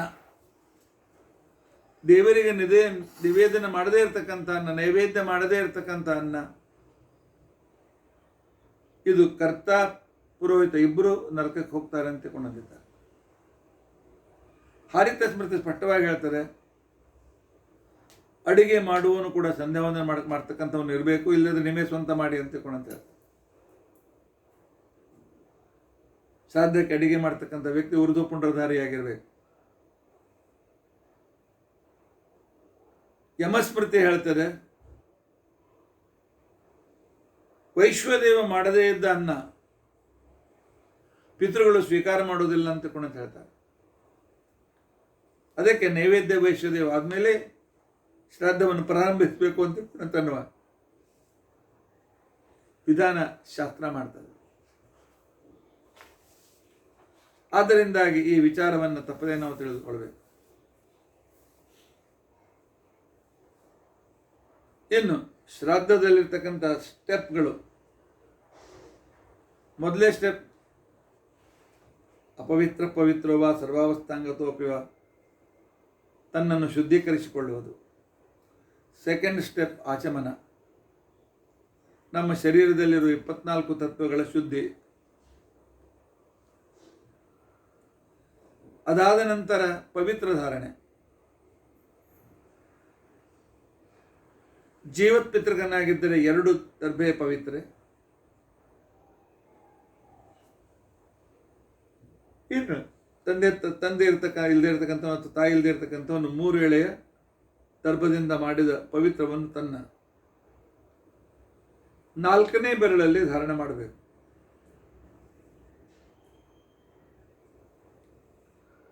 ಆನಂತರ ಈ ಪವಿತ್ರ ಪಿಂಡ ಪ್ರದಾನದ ಸಂದರ್ಭದಲ್ಲಿ ಬ್ರಾಹ್ಮಣರ ಪಾದ ಪ್ರಕ್ಷಾಳನೆ ಮಾಡಿದ ನಂತರ ಚೇಂಜ್ ಮಾಡಬೇಕು. ಆನಂತರ ಪಿಂಡ ಇಟ್ಟ ಮೇಲೆ ಅನ್ನದ ಒಂಚೂರು ಅದರ ಪರಿಮಳ ನೋಡ್ತೇವೆ, ಅದರ ವಾಸನೆ ನೋಡ್ಕೊಳ್ತೇವೆ, ಅದಕ್ಕೆ ಅಗ್ರಾಣ ಅಂತಕೊಂಡಂತಾರೆ. ಅದು ಆದ ಮೇಲೆ ಮತ್ತೆ ಪವಿತ್ರ ಚೇಂಜ್ ಮಾಡಬೇಕು. ಉಚ್ಚಿಷ್ಟ ಪಿಂಡ ಇಟ್ಟ ನಂತರ ಮತ್ತೆ ಪವಿತ್ರ ಚೇಂಜ್ ಮಾಡಬೇಕು. ಎಲ್ಲಿ ಒಟ್ಟು 4 ಸಲ ಹೊಸ ಪವಿತ್ರಗಳನ್ನು ಧಾರಣ ಮಾಡಬೇಕಾಗ್ತದೆ ಶ್ರಾದ್ದದಲ್ಲಿ, ಅದನ್ನು ನೆನಪಿಟ್ಟುಕೊಳ್ಬೇಕು. ಆನಂತರ ನೀರು, ಗಂಧ ಇತ್ಯಾದಿಗಳನ್ನು ಹಾಕಿ ಅಕ್ಕಿ ಹಾಕಿ ಮಾಡಿದ್ದಕ್ಕೆ ಯವೋದಕ ಅಂತ ಕರೀತಾರೆ. ಅದೇ ಪದಾರ್ಥ ಹಾಕಿ ಅಕ್ಕಿ ಬದಲಾಗಿ 2 ಹಾಕಿದರೆ ಅದಕ್ಕೆ ತಿಲೋದಕ ಅಂತೇಳಿ ಕರೀತಾರೆ. ಯವೋದಕ ಮತ್ತು ತಿಲೋದಕ. ಈ ಯವೋದಕ ತಿಲೋದಕಗಳನ್ನು ಒಂದೇ ಪಾತ್ರದಲ್ಲಿಯೂ ಕೂಡ ಮಾಡಲಿಕ್ಕೆ ಬರ್ತದೆ. ಏಕಪಾತ್ರೇಣ ಏಕತಂತ್ರೇಣ ಕರಿಷ್ಯೆ ಅಂತನ್ನುವ ಒಂದು ವಿಧಾನ ಇದೆ. ಯವೋದಕ ತಿಲೋದಕ ಆದಮೇಲೆ ಬ್ರಾಹ್ಮಣರನ್ನ ಸ್ವೀಕಾರ ಮಾಡಬೇಕು. ಅದಕ್ಕೆ ಬ್ರಾಹ್ಮಣ ವರ್ಣ ಅಂತ ಕರೀತಾರೆ. ವರ್ಣ ಅಂದರೆ ಸ್ವೀಕರಿಸುವುದು ಅಂತ. ನೀವು ಬಂದು ಪಿತೃಸ್ಥಾನದಲ್ಲಿ ಕೂತ್ಕೊಳ್ಳಿ, ನೀವು ಬಂದು ವಿಶ್ವದೇವತೆಗಳ ಸ್ಥಾನದಲ್ಲಿ ಕೂತ್ಕೊಳ್ಳಿ, ಅಥವಾ ನಾವಿಟ್ಟ ದರ್ಭದಲ್ಲಿ ಬ್ರಾಹ್ಮಣರನ್ನ ಕರಿಬೇಕು. ಶ್ರೇಷ್ಠರಾದ ವಶಿಷ್ಠ ವಾಮದೇವ ಸದಸ್ಯ ಅಂತ ಬ್ರಾಹ್ಮಣರು ಈ ಪವಿತ್ರದಲ್ಲಿ ಕೂತ್ಕೊಳ್ಳಿ, ಇಲ್ಲಿ ಪಿತೃಸ್ಥಾನದಲ್ಲಿ ಋಷಿಗಳು ಕೂತ್ಕೊಳ್ಳಿ, ಈ ಪಿತೃದಲ್ಲಿ ಇವ್ರು ಕೂತ್ಕೊಳ್ಳಿ ಅಂತೇಳಿ ಬ್ರಾಹ್ಮಣರನ್ನ ಆ ಕಾಲದಲ್ಲಿ ಆವಾಹನ ಮಾಡಬೇಕು. ಅದಕ್ಕೆ ಬ್ರಾಹ್ಮಣ ವರ್ಣ ಅಂತಂತಾರೆ. ಬ್ರಾಹ್ಮಣರು ಬಂದ ನಂತರ ಅವರ ಪಾದ ಪ್ರಕ್ಷಾಳನೆಯನ್ನು ಮಾಡಬೇಕು. ಪಾದ ಪ್ರಕ್ಷಾಳನೆಯಲ್ಲಿ ಅವರನ್ನು ಕೂಡಿಸಿ ಅವರ ಪಾದ ಪ್ರಕ್ಷಾಳನೆ ಮಾಡಬೇಕು. ಇನ್ನು ದರ್ಭದಿಂದ ಮಾಡಿದ ಬ್ರಾಹ್ಮಣರಿದ್ದಾಗ ಅವ್ರ ಆ ನಿಯಮ ಇರೋದಿಲ್ಲ, ಅವ್ರು ಕೂತಿರ್ತಾರೆ. ಅದಕ್ಕೋಸ್ಕರ ಪಾದ ಪ್ರಕ್ಷಾಳನೆಯನ್ನ ಮಾಡುವಾಗ ನಿಂತು ಮಾಡಿಸಿದರೆ ಪಿತೃದೇವತರು ಹೊರಟೋಗ್ತಾರೆ, ಅಲ್ಲಿ ಸನ್ನಿಹಿತರಾಗೋದಿಲ್ಲ ಅಂತ ಹೇಳಿದ್ದಾರೆ. ಅವರನ್ನು ಕೂಡಿಸಿಯೇ ಮಾಡಬೇಕು. ಕೃಷ್ಣಾಚಾರ ಸ್ಮೃತಿ ಮುಕ್ತಾವಲಿ ಯಮಸ್ಮೃತಿ ಈ ರೀತಿಯಾಗಿ ಹೇಳ್ತಾರೆ. ಆ ನಂತರ ಪಾದ ಪ್ರಕ್ಷಾಳನೆ ಮಾಡುವಾಗ ಅಂದರೆ ನಮಸ್ಕಾರ ಮಾಡುವಾಗ ಪವಿತ್ರವನ್ನು ತೆಗೆದು ಬಲಗಿನ ಮೇಲೆ ಇಟ್ಟುಕೊಳ್ಬೇಕು. ಶಂಖಸ್ಮೃತಿ ಹೇಳ್ತಾರೆ, ಅವರ ಕಾಲು ಮುಟ್ಟಿ ನಮಸ್ಕಾರ ಮಾಡುವಾಗ ಆ ಪವಿತ್ರ ಅವರ ಪಾದಕ್ಕೆ ಹತ್ತಿದರೆ ವಜ್ರ ತೆಗೆದುಕೊಂಡು ಅವರು ಹೊಡೆದಂತೆ ಅಂತಕೊಂಡಿದ್ದಾರೆ. ಆ ವೇಳೆಯಲ್ಲಿ ಪುನಃ ಹಾಕಿಕೊಂಡು ಅವರಿಗೆ ಅರ್ಘ್ಯವನ್ನು ಕೊಡಬೇಕು, ಪಾದ್ಯವನ್ನು ಕೊಡಬೇಕು. ಈ ನಿಯಮವನ್ನು ಪರಿಪಾಲನೆ ಮಾಡಬೇಕು.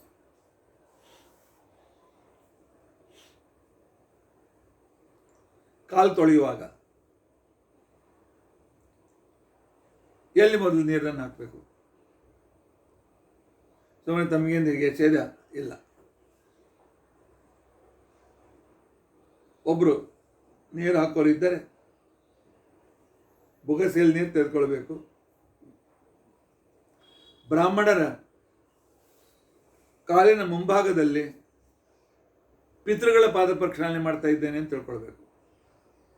ಮತ್ತೆ ಪುನಃ ನೀರನ್ನು ತೆಗೆದುಕೊಂಡು ಬ್ರಾಹ್ಮಣರ ಪಾದದ ಮಧ್ಯದಲ್ಲಿ ಪಿತಾಮಹರ ಅಜ್ಜ ಅವರ ಪಾದ ತೊಳಿತಾ ಇದ್ದೇನೆ ಅಂತ ತಿಳ್ಕೊಳ್ಬೇಕು. ಪಾದದ ಮೇಲ್ಭಾಗದಲ್ಲಿ ಅಲ್ಲಿ ಪ್ರಪಿತಾಮಹರಿಗೆ ಅವರು ಕಾಲು ತೊಳಿತಾ ಇದ್ದೇನೆ ಅಂತ ತಿಳ್ಕೊಂಡು ಅಂತೆಲ್ಲ ಚಿಂತನೆ ಮಾಡಬೇಕು. ಈ ವಿಚಾರವನ್ನು ಕೃಷ್ಣಾಚಾರ್ಯ ಸ್ಮೃತಿ ಮುಕ್ತಾವಲಿ ಬಹಳ ಸ್ಪಷ್ಟವಾಗಿ ಹೇಳಿದ್ದಾರೆ. ಅಂದರೆ ಅನುಸಂಧಾನ ಎಷ್ಟು ಚೆನ್ನಾಗಿರಬೇಕು. ಶ್ರಾದ್ದ ಮಾಡಬೇಕಾಗಿದ್ದರೆ ನಮಗೇನೇನು ಗೊತ್ತಿರಬೇಕು, ಏನೇನು ತಿಳಿದುಕೊಂಡಿರಬೇಕು ಅಂತ ತಿಳ್ಕೊಂಡಂತಿದೆ. ಯಾಕೆಂತಂದರೆ ಪ್ರಪಿತಾಮಹಭ್ಯ ಇದಂ ಪಾದ್ಯಂ ಅಂತಂದಾಗ ಯಾರು ಎಲ್ಲಿಂದ ತೆಗೆದುಕೊಳ್ಬೇಕು. ಇನ್ನು ಬ್ರಾಹ್ಮಣರ ಪಾದ ಪ್ರಕ್ಷಾಳನೆಗೆ ಮಹತ್ವ ಎಷ್ಟಿದೆ ಅಂತಂದರೆ ಅಲ್ಲೇ ಶ್ಲೋಕ ಬರ್ತದೆ, ಯದೀಚ್ಛಸೆ ಮಹಾರಾಜ ಸರ್ವತೀರ್ಥಾವಗಾನಂ ವಿಪ್ರಪಾದ ವಿನಿರ್ಮುಕ್ತಂ ತೋಯಂ ತೆರಸೆದಾರೆ ಅಂತೇಳಿ, ಏಕಕಾಲದಲ್ಲಿ ಸರ್ವತೀರ್ಥಗಳಲ್ಲಿ ನಿನಗೆ ಸ್ನಾನ ಮಾಡಬೇಕು ಅಂತನ್ನೋ ಬಯಕೆ ಇದ್ದರೆ ಬ್ರಾಹ್ಮಣರ ಪಾದ ಪ್ರಕ್ಷಾಳನೆಯನ್ನು ಮಾಡಿದ ನೀರನ್ನು ಶಿರಸ ವಹಿಸುವಂತ ತಿಳ್ಕೊಂಡಂತ ಹೇಳಿದ್ದಾರೆ.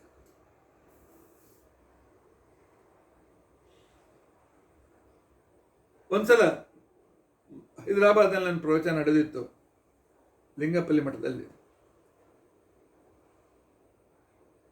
ಆಗ ಈ ಪಾದ ಪ್ರಕ್ಷಾಳನೆ ಮಹತ್ವವನ್ನು ನಾನು ತಿಳಿಸಿ ಹೇಳ್ತಾ ಇದ್ದೆ. ಅಲ್ಲೇ ಒಬ್ಬರು 16-18 ವರ್ಷದ ಒಬ್ಬಳು ಯುವತಿ ಎದ್ದು ನಿಂತ್ಕೊಂಡು ಪ್ರಶ್ನೆ ಮಾಡಿದ್ಲು. ಅದಕ್ಕೆ ನಾನು ಪ್ರಶ್ನೆ ಮಾಡಲಿಕ್ಕೆ ಅನುಮತಿ ಕೊಡ್ತೇನೆ. ಬ್ರಾಹ್ಮಣರ ಪಾದವನ್ನೇ ತೊಳೆದರೆ ಇಷ್ಟು ಪುಣ್ಯ ಬರುವಾಗ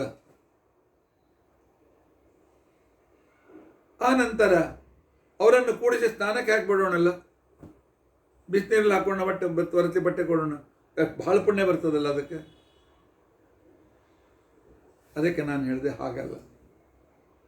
ಬ್ರಾಹ್ಮಣರ ಪಾದ ತೊಳೆಯೋದು ಅಂತಿಕೊಂಡಂತಂದರೆ ಭಗವಂತನಿಗೆ ಅಭಿಷೇಕ ಮಾಡಿದಂತೆ, ಪರಮಾತ್ಮನಿಗೆ ಅಭಿಷೇಕ ಮಾಡಿದಂತೆ. ಯಾಕೆ? ಬ್ರಾಹ್ಮಣರ ಬಲಪಾದದ ಅಂಗುಷ್ಟದಲ್ಲಿ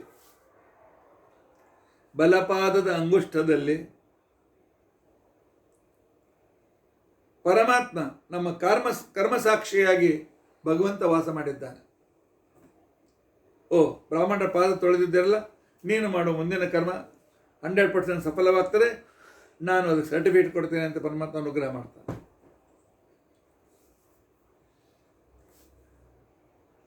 ಸ್ವಲ್ಪ ನೀರಿದೆ, ಪೂರ್ತಿ ಪಾದ ತೊಳೆಯಲಿಕ್ಕೆ ಆಗೋದಿಲ್ಲ. ಆವಾಗ ಬಲಗಾಲದ ಹೆಬ್ಬರಳನ್ನು ತೊಳೆದರೆ ಸಾಕು, ಅದು ಪಾದ ಪ್ರಕ್ಷಾಳನೆ ಅಂತೇಳಿ ಅನ್ನಿಸ್ಕೊಳ್ತಾರೆ. ಆದ್ದರಿಂದ ಪಾದ ಪ್ರಕ್ಷಾಳನೆ ಮಾಡಿದ ಮೇಲೆ ಒಳ್ಳೆ ಶುಭ್ರವಾದ ಬಟ್ಟೆಯಿಂದ ಒರೆಸ್ಬೇಕು. ಆ ನಂತರ ಅವರು ಉಟ್ಟುಕೊಳ್ಳಿಕ್ಕೆ ಬಟ್ಟೆ ಕೊಡಬೇಕು. ಬಟ್ಟೆ ಕೊಡಬೇಕು, ಧೋತ್ರ ಕೊಡಬೇಕು. 12ನೇ ದಿವಸ ಕೊಟ್ಟೆ, 13ನೇ ದಿವಸ ಕೊಟ್ಟಿದ್ದೇವೆ, ಮತ್ತೆ ಯಾಕೆ ಇಲ್ಲ, ಪ್ರತಿ ಶ್ರಾದ್ದದಲ್ಲಿ ವಸ್ತ್ರದಾನ ಮಾಡಲೇಬೇಕು.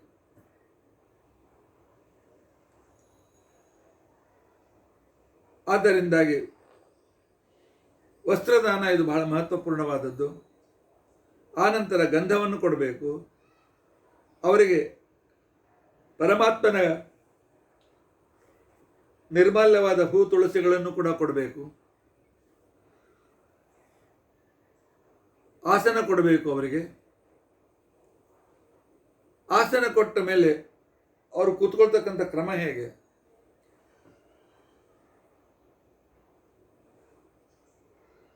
ವಿಶ್ವೇ ದೇವತೆಗಳು ಪೂರ್ವಕ್ಕೆ ಮುಖ ಮಾಡ್ತಾರೆ, ನಾವು ದಕ್ಷಿಣಕ್ಕೆ ಮುಖ ಮಾಡಿ ಶ್ರಾದ್ದ ಮಾಡ್ತಾ ಇರೋದ್ರಿಂದ. ಆ ನಂತರ ಪಿತೃದೇವತೆಗಳು ಉತ್ತರಕ್ಕೆ ಮುಖ ಮಾಡ್ತಾರೆ. ಈ ರೀತಿಯಾಗಿ ಬ್ರಾಹ್ಮಣರನ್ನು ಕೂಡಿಸುವುದು ಅನಿವಾರ್ಯ ಅಂತಿಕೊಂಡು ಅಂತ ಹೇಳ್ತಾರೆ. ದೇವಬ್ರಾಹ್ಮಣರು ಪೂರ್ವಾಭಿಮುಖವಾಗಿ, ಪಿತೃಬ್ರಾಹ್ಮಣರು ಉತ್ತರಾಭಿಮುಖವಾಗಿ ಇರಬೇಕಾಗಿದ್ದು ಅತ್ಯಂತ ಅವಶ್ಯಕ ಅಂತ ತಿಳ್ಕೊಂಡಂತಿದ್ದಾರೆ. ಪಾದ ಪ್ರಕ್ಷಾಲನೆ ಪಾತ್ರೆಯೂ ಕೂಡ ಬೆಳ್ಳಿಯದಾಗಿರಬೇಕು. ಪಾದ ಪ್ರಕ್ಷಾಲನೆ ಮಾಡುವಾಗ ನಾನು ಆಗಲೇ ಹೇಳಿದಂತೆ ಈ ವ್ಯಕ್ತಿಯ ಪಾದ ಪ್ರಕ್ಷಾಲನೆ ಅಲ್ಲ, ಇಲ್ಲಿರುವ ಪ್ರಪಿತಾಮಹರು, ಇಲ್ಲಿರುವ ತದಂತರ್ಗತ ವಸುರುದ್ರ ಆದಿತ್ಯರು, ತದಂತರ್ಗತ ಜನಾರ್ದನ ವಾಸುದೇವನ ಪಾದವನ್ನು ನಾನು ತೊಳಿತಾ ಇದ್ದೇನೆ ಅನ್ನುವ ಅನುಸಂಧಾನ ಸಾಕ್ಷಾತ್ ಪಾದ ತೊಳೆಯುವಾಗಲೂ ಇರಬೇಕು. ಶ್ರಾದ್ದದಲ್ಲಿ ಪಾದ್ಯಂ ಸಮರ್ಪಯಾಮಿ ಅಂತ ಅನ್ನುವಾಗಲೂ ಈ ನಿಯಮ ಇರಬೇಕು. ಆ ನಂತರ ಬಂದಿರತಕ್ಕಂಥ ಪಿತೃಗಳನ್ನು ಆ ಕಾಲದಲ್ಲಿ ಆಸನ ಕೊಟ್ಟು ಅವರಿಗೆ ಆಸನ ಕೊಡಬೇಕು. ಯುಧಮಾಸನಂ ಸುಖಾಸನಂ ಅಂತೇಳಿ ದೇವಬ್ರಾಹ್ಮಣರಿಗೆ 2 ದರ್ಭದಿಂದ ಆಸನವನ್ನು ಕೊಡಬೇಕು. ಪಿತೃಬ್ರಾಹ್ಮಣರಿಗೆ 3 ದರ್ಭಗಳಿಂದ ಆಸನ ಕೊಡಬೇಕು. ಇದಾದ ನಂತರ ಅವರಿಗೆ ಗಂಧವನ್ನು ಸಮರ್ಪಣೆ ಮಾಡಬೇಕು. ಗಂಧ ಕೊಡುವಾಗ ಕೈಲಿ ಪವಿತ್ರ ತೆಗೆದಿರಬೇಕು ಅಂತ ತಿಳ್ಕೊಂಡು ಅಂತ ಹೇಳಿ ಕೃಷ್ಣಾಚಾರ್ಯ ಸ್ಮೃತಿ ಮುಕ್ತಾವಲ್ಲಿ ಹೇಳ್ತಾರೆ. ಗಂಧ ತುಳಸಿ ತಪ್ಪದೆ ಬ್ರಾಹ್ಮಣರಿಗೆ ಕೊಡಬೇಕು. ಆ ನಂತರ ಮಂಡಲವನ್ನು ಮಾಡಬೇಕು ಊಟಕ್ಕೋಸ್ಕರ. ಪಿತೃಗಳ ಪೂಜೆ ಆದಮೇಲೆ ಗಂಧ, ವಸ್ತ್ರ, ಯಜ್ಞೋಪವೀತ ಇತ್ಯಾದಿಗಳನ್ನೆಲ್ಲ ಕೊಟ್ಟ ಮೇಲೆ, ಫಲಗಳನ್ನು ಕೊಟ್ಟ ಮೇಲೆ ಆಗ ಅವರು ಊಟಕ್ಕೆ ಎಲೆಯನ್ನು ಬಡಿಸಬೇಕು. ದೇವಬ್ರಾಹ್ಮಣರ ಎದುರಿನ ಭಾಗದಲ್ಲಿ ಚೌಕೋನಾಕೃತಿಯ, ಚತುಷ್ಕೋನಾಕೃತಿಯ ಆಕೃತಿಯ ಮಂಡಲವನ್ನು ಮಾಡಬೇಕು.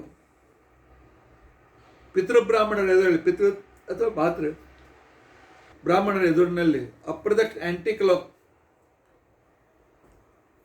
ವರ್ತುಲ ಮಂಡಲವನ್ನು ಮಾಡಬೇಕು. ಇದಾದ ನಂತರ ಮಂಡಲ ಮಾಡುವಾಗ ಮೊದಲು ನೀರಿನಿಂದ ಮಂಡಲ ಮಾಡಬೇಕು. ಆ ನಂತರ ದೇವಬ್ರಾಹ್ಮಣರಿಗೆ ಅಕ್ಕಿಯಿಂದ, ಪಿತೃಬ್ರಾಹ್ಮಣರಿಗೆ ಎಳ್ಳಿನಿಂದ ಆ ಮಂಡಲದ ಸುತ್ತಲೂ ಅಕ್ಕಿ ಅಥವಾ ಎಳ್ಳು ಹಾಕಬೇಕು.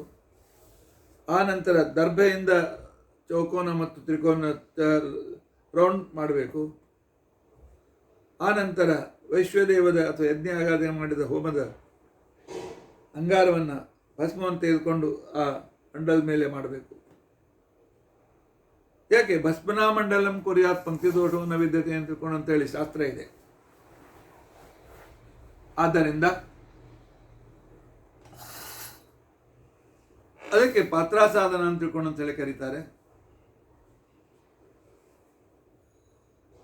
ಮುತ್ತುಗದ ಎಲೆ ಶ್ರೇಷ್ಠ. ಆನಂತರ ಬಾದಾಮಿ ಎಲೆ, ಇಲ್ಲ ಕಮಲದ ಎಲೆ, ಅದು ಯಾವುದೂ ಸಿಗದಿದ್ರೆ ಬಾಳೆ ಎಲೆ. ಹೇಮಾದ್ರಿ ಈ ಮಾತನ್ನು ತಿಳಿಸಿಕೊಡ್ತಾನೆ. ಆನಂತರ ಬ್ರಾಹ್ಮಣರ ಕೈಯಲ್ಲಿ ಆಹುತಿ ಹಾಕುವುದಕ್ಕೆ ಪಾಣಹೋಮ ಅಂತ ಕರೀತಾರೆ. ಯಾಕೆ ಇದಂ ಸೋಮಾಯ ಪಿತೃಮತೆ ಇದಂ ಅಗ್ನಿ ಕವಹಾನಾಯ, ಚಂದ್ರ ಮತ್ತು ಅಗ್ನಿಗಳಿಗೆ ಅದನ್ನು ಸಮರ್ಪಣೆ ಮಾಡಬೇಕಾಗಿದೆ. ಇಲ್ಲ ಅಗ್ನಿಯಲ್ಲಿ ಮಾಡಿ ಬ್ರಾಹ್ಮಣರ ಕೈಯಲ್ಲಿ ಮಾಡಿ ಅಂತ ತಿಳ್ಕೊಂಡು ಅಂತೇಳಿ ಶಾಸ್ತ್ರ ಹೇಳ್ತಾರೆ. ಇದಕ್ಕೆ ಪಾಣಿ ಹೋಮ ಅಥವಾ ಅಗ್ನೋಕರಣ ಅಂತ ತಿಳ್ಕೊಂಡು ಅಂತೇಳಿ ಕರೀತಾರೆ. ಇದಾದ ನಂತರ ಪವಮಾನ ಮಂತ್ರ, ಪುರುಷ ಸೂಕ್ತ, ಅಭಿಶ್ರವಣ ಸೂಕ್ತ, ಪಿತೃ ಸೂಕ್ತ ಇವುಗಳನ್ನು ಬ್ರಾಹ್ಮಣ ಹೇಳ್ತಾ ಇರುವಾಗ ಈ ವ್ಯಕ್ತಿ ಅನ್ನದಲ್ಲಿ ತುಪ್ಪ, ಆನಂತರ ಸ್ವಲ್ಪ ಅಕ್ಕಿ, ಸ್ವಲ್ಪ ತಿಲ, ಗಂಧ, ತುಳಸಿ ದಳ, ತೀರ್ಥ ಇತ್ಯಾದಿಗಳನ್ನು ಹಾಕಿ ಪಿಂಡವನ್ನು ತಯಾರಿಸಬೇಕು. ಆನಂತರ ಬ್ರಾಹ್ಮಣರ ಭೋಜನದ ವೇಳೆಯಲ್ಲಿ ಯಜಮಾನ ಮೌನವಾಗಿರಬೇಕು. ಪಿಂಡ ಪ್ರದಾನವನ್ನು ದರ್ಭೆಯ ಮೇಲೆ ಮಾಡಬೇಕು. ಆರಂಭದ 1ನೇ 2ನೇ ದಿನದಲ್ಲಿ ನೀವು ಕೇಳಿದ್ದೀರಿ, ಭೀಷ್ಮಾಚಾರ್ಯರು ದರ್ಭ ಹಾಸಿ ಯಾವಾಗ ಪಿಂಡ ಕೊಡಬೇಕು ಅಂತೇಳಿ ವಿಚಾರ ಮಾಡಿದರು, ಆಗ ಅಲ್ಲಿಂದ ಒಂದು ಕೈ, ಭೂಮಿಯಿಂದ ಒಂದು ಕೈ ಮೇಲೆ ಬಂತು. ಕೈಯಲ್ಲಿದ್ದ ಉಂಗುರ ಕಡಗಗಳನ್ನು ನೋಡಿ ನಮ್ಮಪ್ಪ ಅಂತೇಳಿ ಗುರುತಿಸಿದರು.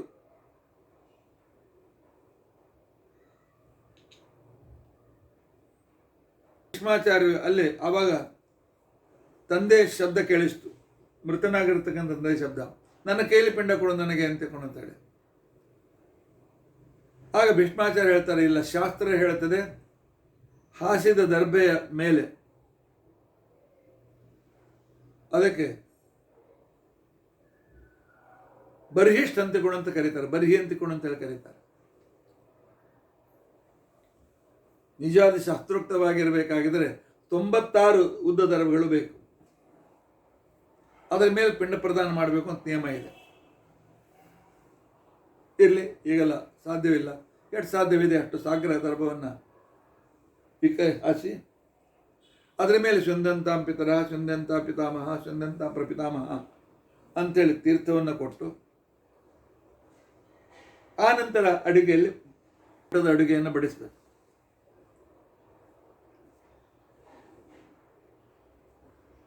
ಪಿಂಡದ ಆಕಾರ ಹೇಗಿರಬೇಕು?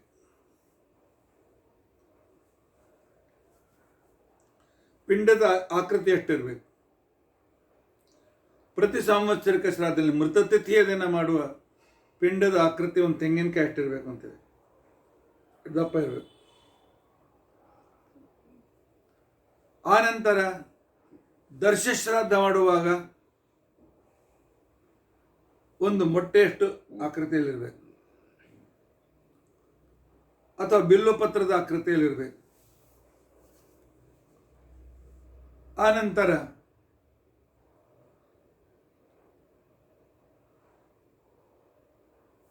ಮಹಾಲಯ ಶ್ರಾದ್ದದಲ್ಲಿ ಒಂದು ನೆಲ್ಲಿಕಾಯಿ ಆಕೃತಿ ಇಷ್ಟಾದರೂ ಸಾಕು. ಅಷ್ಟು ನಮ್ಮ ಹತ್ರ ಅನ್ನ ಇಲ್ಲದೆ ಇದ್ರೆ ಒಂದು ಬನ್ನಿ ಎಲೆ ಸಣ್ಣದಷ್ಟು, ಶಮೀಪತ್ರ ಪ್ರಮಾಣಿನ ಪಿಂಡಂ ದದ್ದಾದ್ಗ್ಯಾಸನೆ ಅಂತೇಳಿ ಪ್ರಮಾಣ ಇದೆ. ಪಿಂಡದ ಏನಿಟ್ಟಿರ್ತೀವಿ ಅದು ಏನಿದು? ಅನ್ನದಿಂದ ರೌಂಡ್ ಮಾಡಿ ಪಿಂಡ ಇಟ್ಟಿರ್ತೀವಲ್ಲ, ಇದು ಏನು? ಪಿತೃಗಳಿಗೆ ಕೊಡುವ ಊಟವೋ ಅಥವಾ ಮತ್ತೇನಾದರೂ ಸಂಕೇತ ಇದೆಯೋ? ಇದು ಸಂಕೇತ, ಚಂದ್ರನ ಸಂಕೇತ, ಚಂದ್ರಮಂಡಲದ ಸಂಕೇತ. ಚಂದ್ರಮಂಡಲ ಬಿಳಿಯಾಗಿ ರೌಂಡ್ ಆಗಿರ್ತದೆ. ಚಂದ್ರಮಂಡಲದ ಸಂಕೇತವಾದ್ದರಿಂದಾಗಿ, ಯಾಕೆ ಚಂದ್ರಮಂಡಲದಿಂದಲೇ ಪಿತೃಗಳು ತೃಪ್ತರಾಗ್ತಾರೆ. ಚಂದ್ರಮಂಡಲದಲ್ಲಿ ಅನ್ನ ಮತ್ತು ಇನ್ನೊಂದು ಚಂದ್ರನಿಗೆ ಪ್ರಿಯವಾದ ಧಾನ್ಯ ಅಕ್ಕಿ. ಅದರಿಂದಾಗಿ ಅಕ್ಕಿಯಿಂದ ಮಾಡಿದ ಅನ್ನದ ಪಿಂಡದಲ್ಲಿ ತ್ರೈವರ್ಣಿಕರು ಪಿಂಡದಾನವನ್ನು ಮಾಡಬೇಕು ಅಂತೇಳಿ ನಿಯಮ ಇದೆ. ಆದ್ದರಿಂದಾಗಿ ಪಿಂಡ ಇದು ಪಿತೃ ಪಿತಾಮಹ ಪ್ರಪಿತಾಮಹರ ಪ್ರತಿಮೆ. ಅಲ್ಲಿ ನಾವು ಪಿಂಡ ಪೂಜಾ ಏನು ಮಾಡ್ತೇವೆ?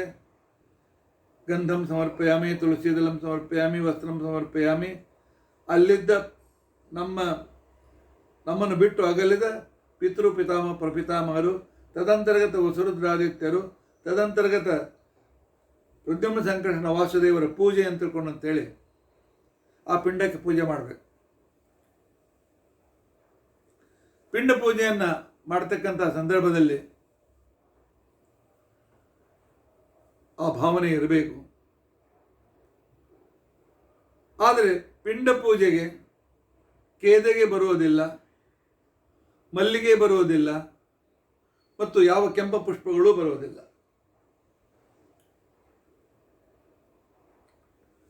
ಇಷ್ಟು ಈ ಕ್ರಮವನ್ನು ನಾವು ಪರಿಪಾಲನೆ ಮಾಡಬೇಕು. ಆ ನಂತರ ಪಿಂಡದಲ್ಲಿ ಪೂಜೆ ಮಾಡಿದ ನಂತರ ಅದು ಪಿತೃಗಳ ಪೂಜೆ. ನಾವು ಹೋದ ಪಿತೃಗಳ ಪೂಜೆ, ಅಲ್ಲಿ ಬ್ರಾಹ್ಮಣರಲ್ಲಿ ಪೂಜೆ ಮಾಡಿದ್ದು ಪಿತೃದೇವತೆಗಳ ಪೂಜೆ.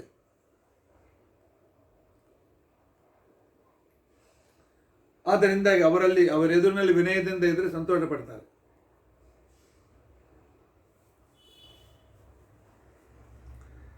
ಜೊತೆಯಲ್ಲಿ ಒಂದು ಹೆಚ್ಚಿನ ಪಿಂಡ ಇಡ್ತೇವೆ ನಾವು. ಧರ್ಮಪಿಂಡಾದಿಗಳನ್ನು ಕೊಟ್ಟ ಮೇಲೆ ನಂತರ ಅದಕ್ಕೆ ವಾಯಸ ಬಲಿ ಅಂತ ಹೇಳಿದರು.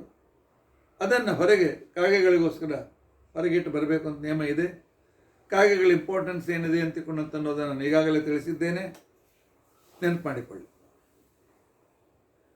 ಇದಾದ ನಂತರ ಅರ್ಘ್ಯ ಪಾದ್ಯ ಪ್ರಾರ್ಥನೆ ಎಲ್ಲ ಮಾಡಿದ ಮೇಲೆ ಅವರಿಗೂ ಗಂಧ ಕ್ಷತೆ ಹತ್ತೆಲ್ಲ ಹಚ್ಚಿದ ನಂತರ ಮತ್ತೆ ಪುನಃ ಪಿತೃಸ್ಥಾನದಲ್ಲಿ ಅವರನ್ನು ಸ್ಥಾಪನೆ ಮಾಡಬೇಕು. ಅವರು ಅಲ್ಲೇ ಇಟ್ಟುಕೊಂಡು ಶ್ರದ್ಧೆಯಿಂದ ಕೊಟ್ಟಿರ್ತಕ್ಕಂಥ ಅನ್ನವನ್ನು ಸ್ವೀಕಾರ ಮಾಡಿ ಸಂತೃಪ್ತರಾಗಿ ಆಶೀರ್ವಾದ ಕೊಡ್ತಾ ಇರ್ತಾರೆ. ಪಿಂಡ ಪೂಜೆ ಆದ ನಂತರ ನೈವೇದ್ಯ ತೋರಿಸ್ಬೇಕು, ಪ್ರಾರ್ಥನೆ ಮಾಡಬೇಕು, ದೀಪ ಹಚ್ಚಿ ಮಂಗಳಾರತಿ ಮಾಡಿದ ನಾಟಕವನ್ನು ಮಾಡಬೇಕು, ಮಂಗಳಾರತಿಯನ್ನು ಮಾಡಬೇಕು.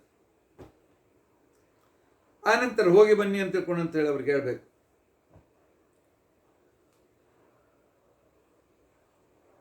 ಅವರನ್ನು ನಾವು ಕರೆದದ್ದು ವಸುರುದ್ರ ಆದಿತ್ಯರ ಅಂತರ್ಗತವಾಗಿ. ಆದ್ದರಿಂದ ವಸುರುದ್ರ ಆದಿತ್ಯಗಂತರಗಳಲ್ಲಿ ಆ ಪಿತೃದೇವತೆಗಳಿಗೆ ಯಾಂತೋ ದೇವಗಣ ಸರ್ವೆ ಅಂತೇಳಿ ಅನುಸಂಧಾನ ಮಾಡಿ ಅವರಲ್ಲಿ ಉಪಸಂಹಾರ ಮಾಡಬೇಕು. ಆನಂತರ ಪಿಂಡವನ್ನು ಇಲ್ಲ ನೀರಿನಲ್ಲಿ ಹಾಕಿ, ಇಲ್ಲ ಉರಿಯುವ ಬೆಂಕಿಯಲ್ಲಿ ಆದರೂ ಹಾಕಿ, ಇಲ್ಲ ಯಾವುದು ಬೆಂಕಿ ಕರಗೋದಿಲ್ಲ ಅಂತ ಯಾವುದು ನಮ್ಮ ಕೈಯಲ್ಲಿ ಇರಬಾರ್ದು ಅಂತಿಕೊಂಡಿದ್ದಾರೆ. ಒಟ್ಟು ಆ ಪಿಂಡಕ್ಕೆ ಅನಾದರವಾಗಬಾರ್ದು, ಪಂಚಭೂತದಲ್ಲಿ ಅದು ಸೇರ್ಕೊಳ್ಬೇಕು. ಇದು ಬಹಳ ಮಹತ್ವ ಇದೆ. ಪಿಂಡವನ್ನು ಯೋಗ್ಯ ಸ್ಥಳದಲ್ಲಿ ವಿಸರ್ಜನೆ ಮಾಡೋದು ಬಹಳ ಮಹತ್ವ ಇದೆ. ಆನಂತರ ಊಟ ಮಾಡಿ ತಿರುಗಿ ಹೊರಟಿರ್ತಕ್ಕಂಥ ಬ್ರಾಹ್ಮಣರಿಗೆ ತಮ್ಮ ಬಂಧು ಬಾಂಧವರೆಲ್ಲರೂ ಅಲ್ಲಿ ಪಿತೃದೇವತೆಗಳನ್ನು ಸ್ಮರಿಸಿ ಅವರಿಗೆ ನಮಸ್ಕಾರಾದಿಗಳನ್ನು ಮಾಡಬೇಕು.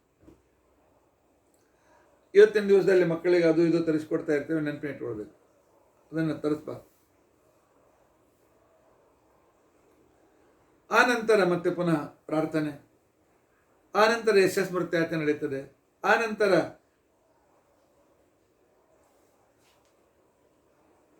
ಇಲ್ಲಿ ಪಿತೃಗಳಿರುವಾಗ ಆಗಲೇ ಅವ್ರ ನಮಸ್ಕಾರವನ್ನು ಕೂಡ ಮಾಡಬೇಕು.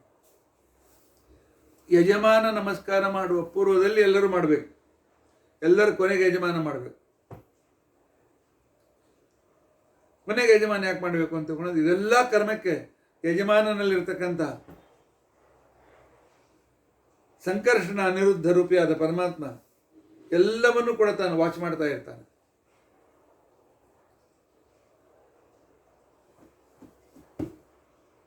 ಆನಂತರ ಬ್ರಾಹ್ಮಣರನ್ನ ಕೈಕಾಲು ತೊಳೆದ ಮೇಲೆ ತೀರ್ಥ ಕೊಟ್ಟು ನಾವು ಮಾಡಿದ್ದನ್ನು ಸ್ವೀಕಾರ ಮಾಡಿದ್ದೇವೆ ಅಂತೇಳಿ ಸಂತೋಷಪಡಿಸಿ ಪ್ರಾರ್ಥನೆ ಮಾಡಿ ಅವರಿಗೆ ಊರಿನ ಹೊರಗಿನ ಸೀಮೆಯವರೆಗೂ ಕಳಿಸಿ ಬಂದು ಯಜಮಾನ ತಾನು ಊಟ ಮಾಡಬೇಕು.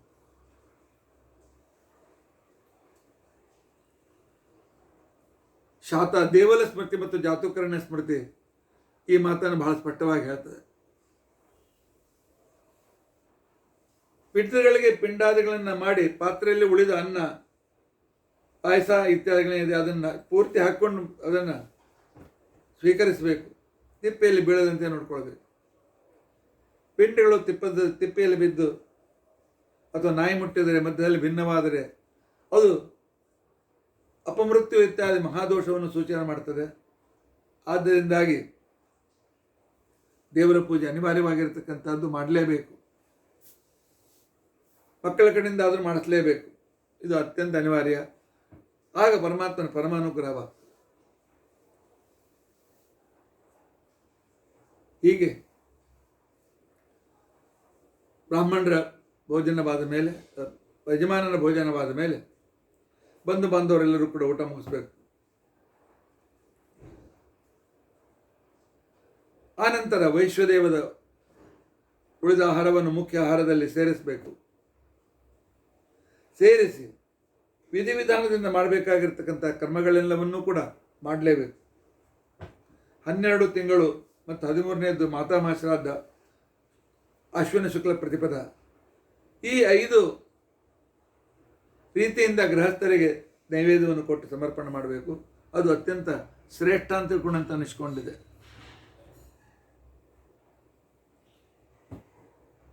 ಪಿಂಡ ಪ್ರದಾನ ಮಾಡುವಷ್ಟು ನನಗೆ ಹೊಟ್ಟೆಗೆ ಗತಿ ಇಲ್ಲ, ಇನ್ನು ಅದಕ್ಕೂ ಶ್ರಾದ್ದಕ್ಕೆ ಬ್ರಾಹ್ಮಣರಿಗೆ ಎಲ್ಲಿಂದ ನಾನು ಅಕ್ಕಿ ತರಲಿ, ಅಡಿಗೆ ಮಾಡಿ ಹೇಗೆ ಮಾಡಬೇಕು ಅಂತಂದು. ಆದರೂ ಹೊಸದಾಗಿ ಬಂದಿರತಕ್ಕಂಥ ಪ್ರಾಂಶುಪಾಲರು ಅಂಜಲಿಲ್ಲ.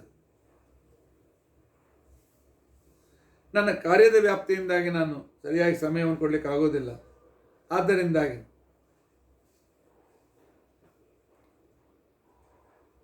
ಸಂಕಲ್ಪ ಶ್ರಾದ್ದ ಮಾಡ್ತೇನೆ ಅಂತ ಅನ್ಬೇಕು. ಅತಿ ಗಡಿಬಿಡಿ ಇದ್ದರೆ, ಇನ್ನೂ ಅತಿ ಗಡಿಬಿಡಿ ಇದ್ದರೆ ಆಮಶ್ರಾದ್ದ, ಪದಾರ್ಥಗಳನ್ನು ಕೊಟ್ಟು ಕೃಷ್ಣಾರ್ಪಣ ಅಂತ ಅನ್ನೋದು.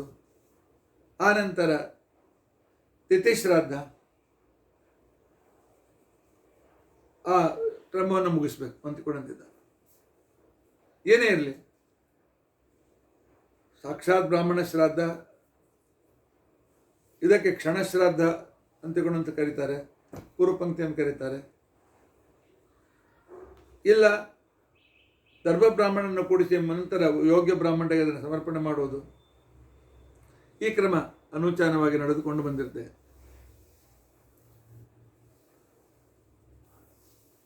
ಕಾರಾಗೃಹದಲ್ಲಿ ಒಬ್ಬ ವ್ಯಕ್ತಿ ಇದ್ದಾನೆ, ಮನೆಗೆ ಬರುವಂತಿಲ್ಲ, ಪೆರೋಲ್ ಸಿಕ್ಕಿಲ್ಲ. ಆಗ ಅವನ ಅನುಮತಿಯನ್ನು ತೆಗೆದುಕೊಂಡು ಮನೆ ಪುರೋಹಿತ ಅಥವಾ ಬ್ರಾಹ್ಮಣರು ತಾವು ಆ ಯಜಮಾನನ ಸ್ಥಳದಲ್ಲಿ ಕೂತ್ಕೊಂಡು ಶ್ರಾದ್ದ ಮಾಡ್ಲಿಕ್ಕೆ ಬರ್ತದೆ ಅಂತಕೊಂಡಂತೆ ಶಾಸ್ತ್ರ ಹೇಳ್ತಾರೆ. ಪರೋಪಕಾರಕ್ಕೋಸ್ಕರ ಮಾಡ್ತಕ್ಕಂತಹ ಶ್ರಾದ್ದ ಮತ್ತು ಪರೋಪಕಾರಕ್ಕೋಸ್ಕರ ಮಾಡ್ತಕ್ಕಂತಹ ವಿಧಿವಿಧಾನಗಳು ಅಂತಿಕೊಂಡಂತೇನಿವೆ, ಇವುಗಳಿಂದ ಪರಮಾತ್ಮ ಬೇಗನೆ ಸಂತುಷ್ಟನಾಗ್ತಾನೆ.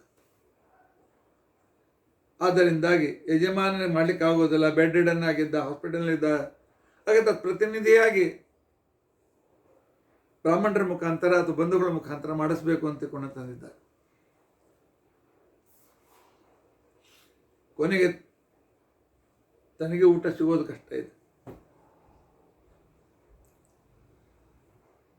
ಆದ್ದರಿಂದಾಗಿ ದಕ್ಷಿಣಕ್ಕೆ ಮುಖ ನಂತರ ಮಾಡ್ಕೊಂಡು ನಿಂದಿರಬೇಕು, ಎರಡೂ ಕೈಗಳನ್ನು ಮೇಲೆ ಎತ್ತಬೇಕು. ಈ ಶ್ರಾದ್ದದಿಂದ ಬಂದಿರತಕ್ಕಂಥ ಫಲ ಅಂತಿಕೊಂಡಂತನದು. ನ ಮೇಧನಂ ನ ಚಾನ್ನಂಭೋ ಪಿತರಃ ಸರ್ವಸಾಕ್ಷಿಣಃ ಪ್ರಾಪಯಧ್ವಂ ಅತುಲಾಂ ತೃಪ್ತಿಂ ಕಕ್ಷಾ ಮೂಲ ಪ್ರದರ್ಶನ. ನೋಡಿ, ಹೊಟ್ಟೆ ತೋರಿಸ್ತಾ ಇದ್ದೇನೆ, ಹೊಟ್ಟೆ ಬೆನ್ನು ಒಂದಾಗಿದೆ, ಕೈಗಳು ಸೊರಗೆ ಕಡ್ಡಿಯಾಗಿವೆ, ಕಣ್ಣು ಕಾಣಿಸ್ತಾ ಇಲ್ಲ, ಕೇಳಿಸ್ತಾ ಇಲ್ಲ. ಆದ್ದರಿಂದಾಗಿ ನಾನು ಮಾನಸಿಕವಾಗಿ ಕೊಟ್ಟಿರ್ತಕ್ಕಂಥ ಶ್ರಾದ್ದವನ್ನು ಸ್ವೀಕರಿಸಿ ಅನುಗ್ರಹ ಮಾಡಿ ಅಂತಿಕೊಂಡು ಅಂತ ಹೇಳಬೇಕು. ಯಾವುದೇ ಪರಿಸ್ಥಿತಿಯಲ್ಲಿ ಶ್ರಾದ್ದವನ್ನು ಬಿಡಬಾರ್ದು, ಇಷ್ಟು ನೆನಪಿನ ಇಟ್ಕೊಳ್ಬೇಕು. ಈ 15 ದಿನದಲ್ಲಿ ಶ್ರಾದ್ದದ ಹೆಚ್ಚಿನ ವಿಷಯಗಳನ್ನು ಕೇಳಿದ್ದೀರಿ ಅಂತಿಕೊಂಡು ಅಂತೇಳಿ ನಾನು ತಿಳಿದುಕೊಂಡಿದ್ದೇನೆ. ಧರ್ಮಶಾಸ್ತ್ರ ಇನ್ನೂ ರೋಚಕವಾಗಿರ್ತಕ್ಕಂಥ ಇನ್ನೂ ಅನೇಕವಾದಂಥ ಶ್ಲೋಕಗಳಿವೆ, ನಮ್ಮ ಮಾರ್ಗದರ್ಶನ ಮಾಡ್ತಕ್ಕಂಥವುಗಳು. ಅದನ್ನು ದೇವರು ಅನುಗ್ರಹ ಮಾಡಿದಾಗ ಆ ರೀತಿಯಾಗೂ ಕೂಡ ಕೇಳೋಣ. ಒಟ್ಟು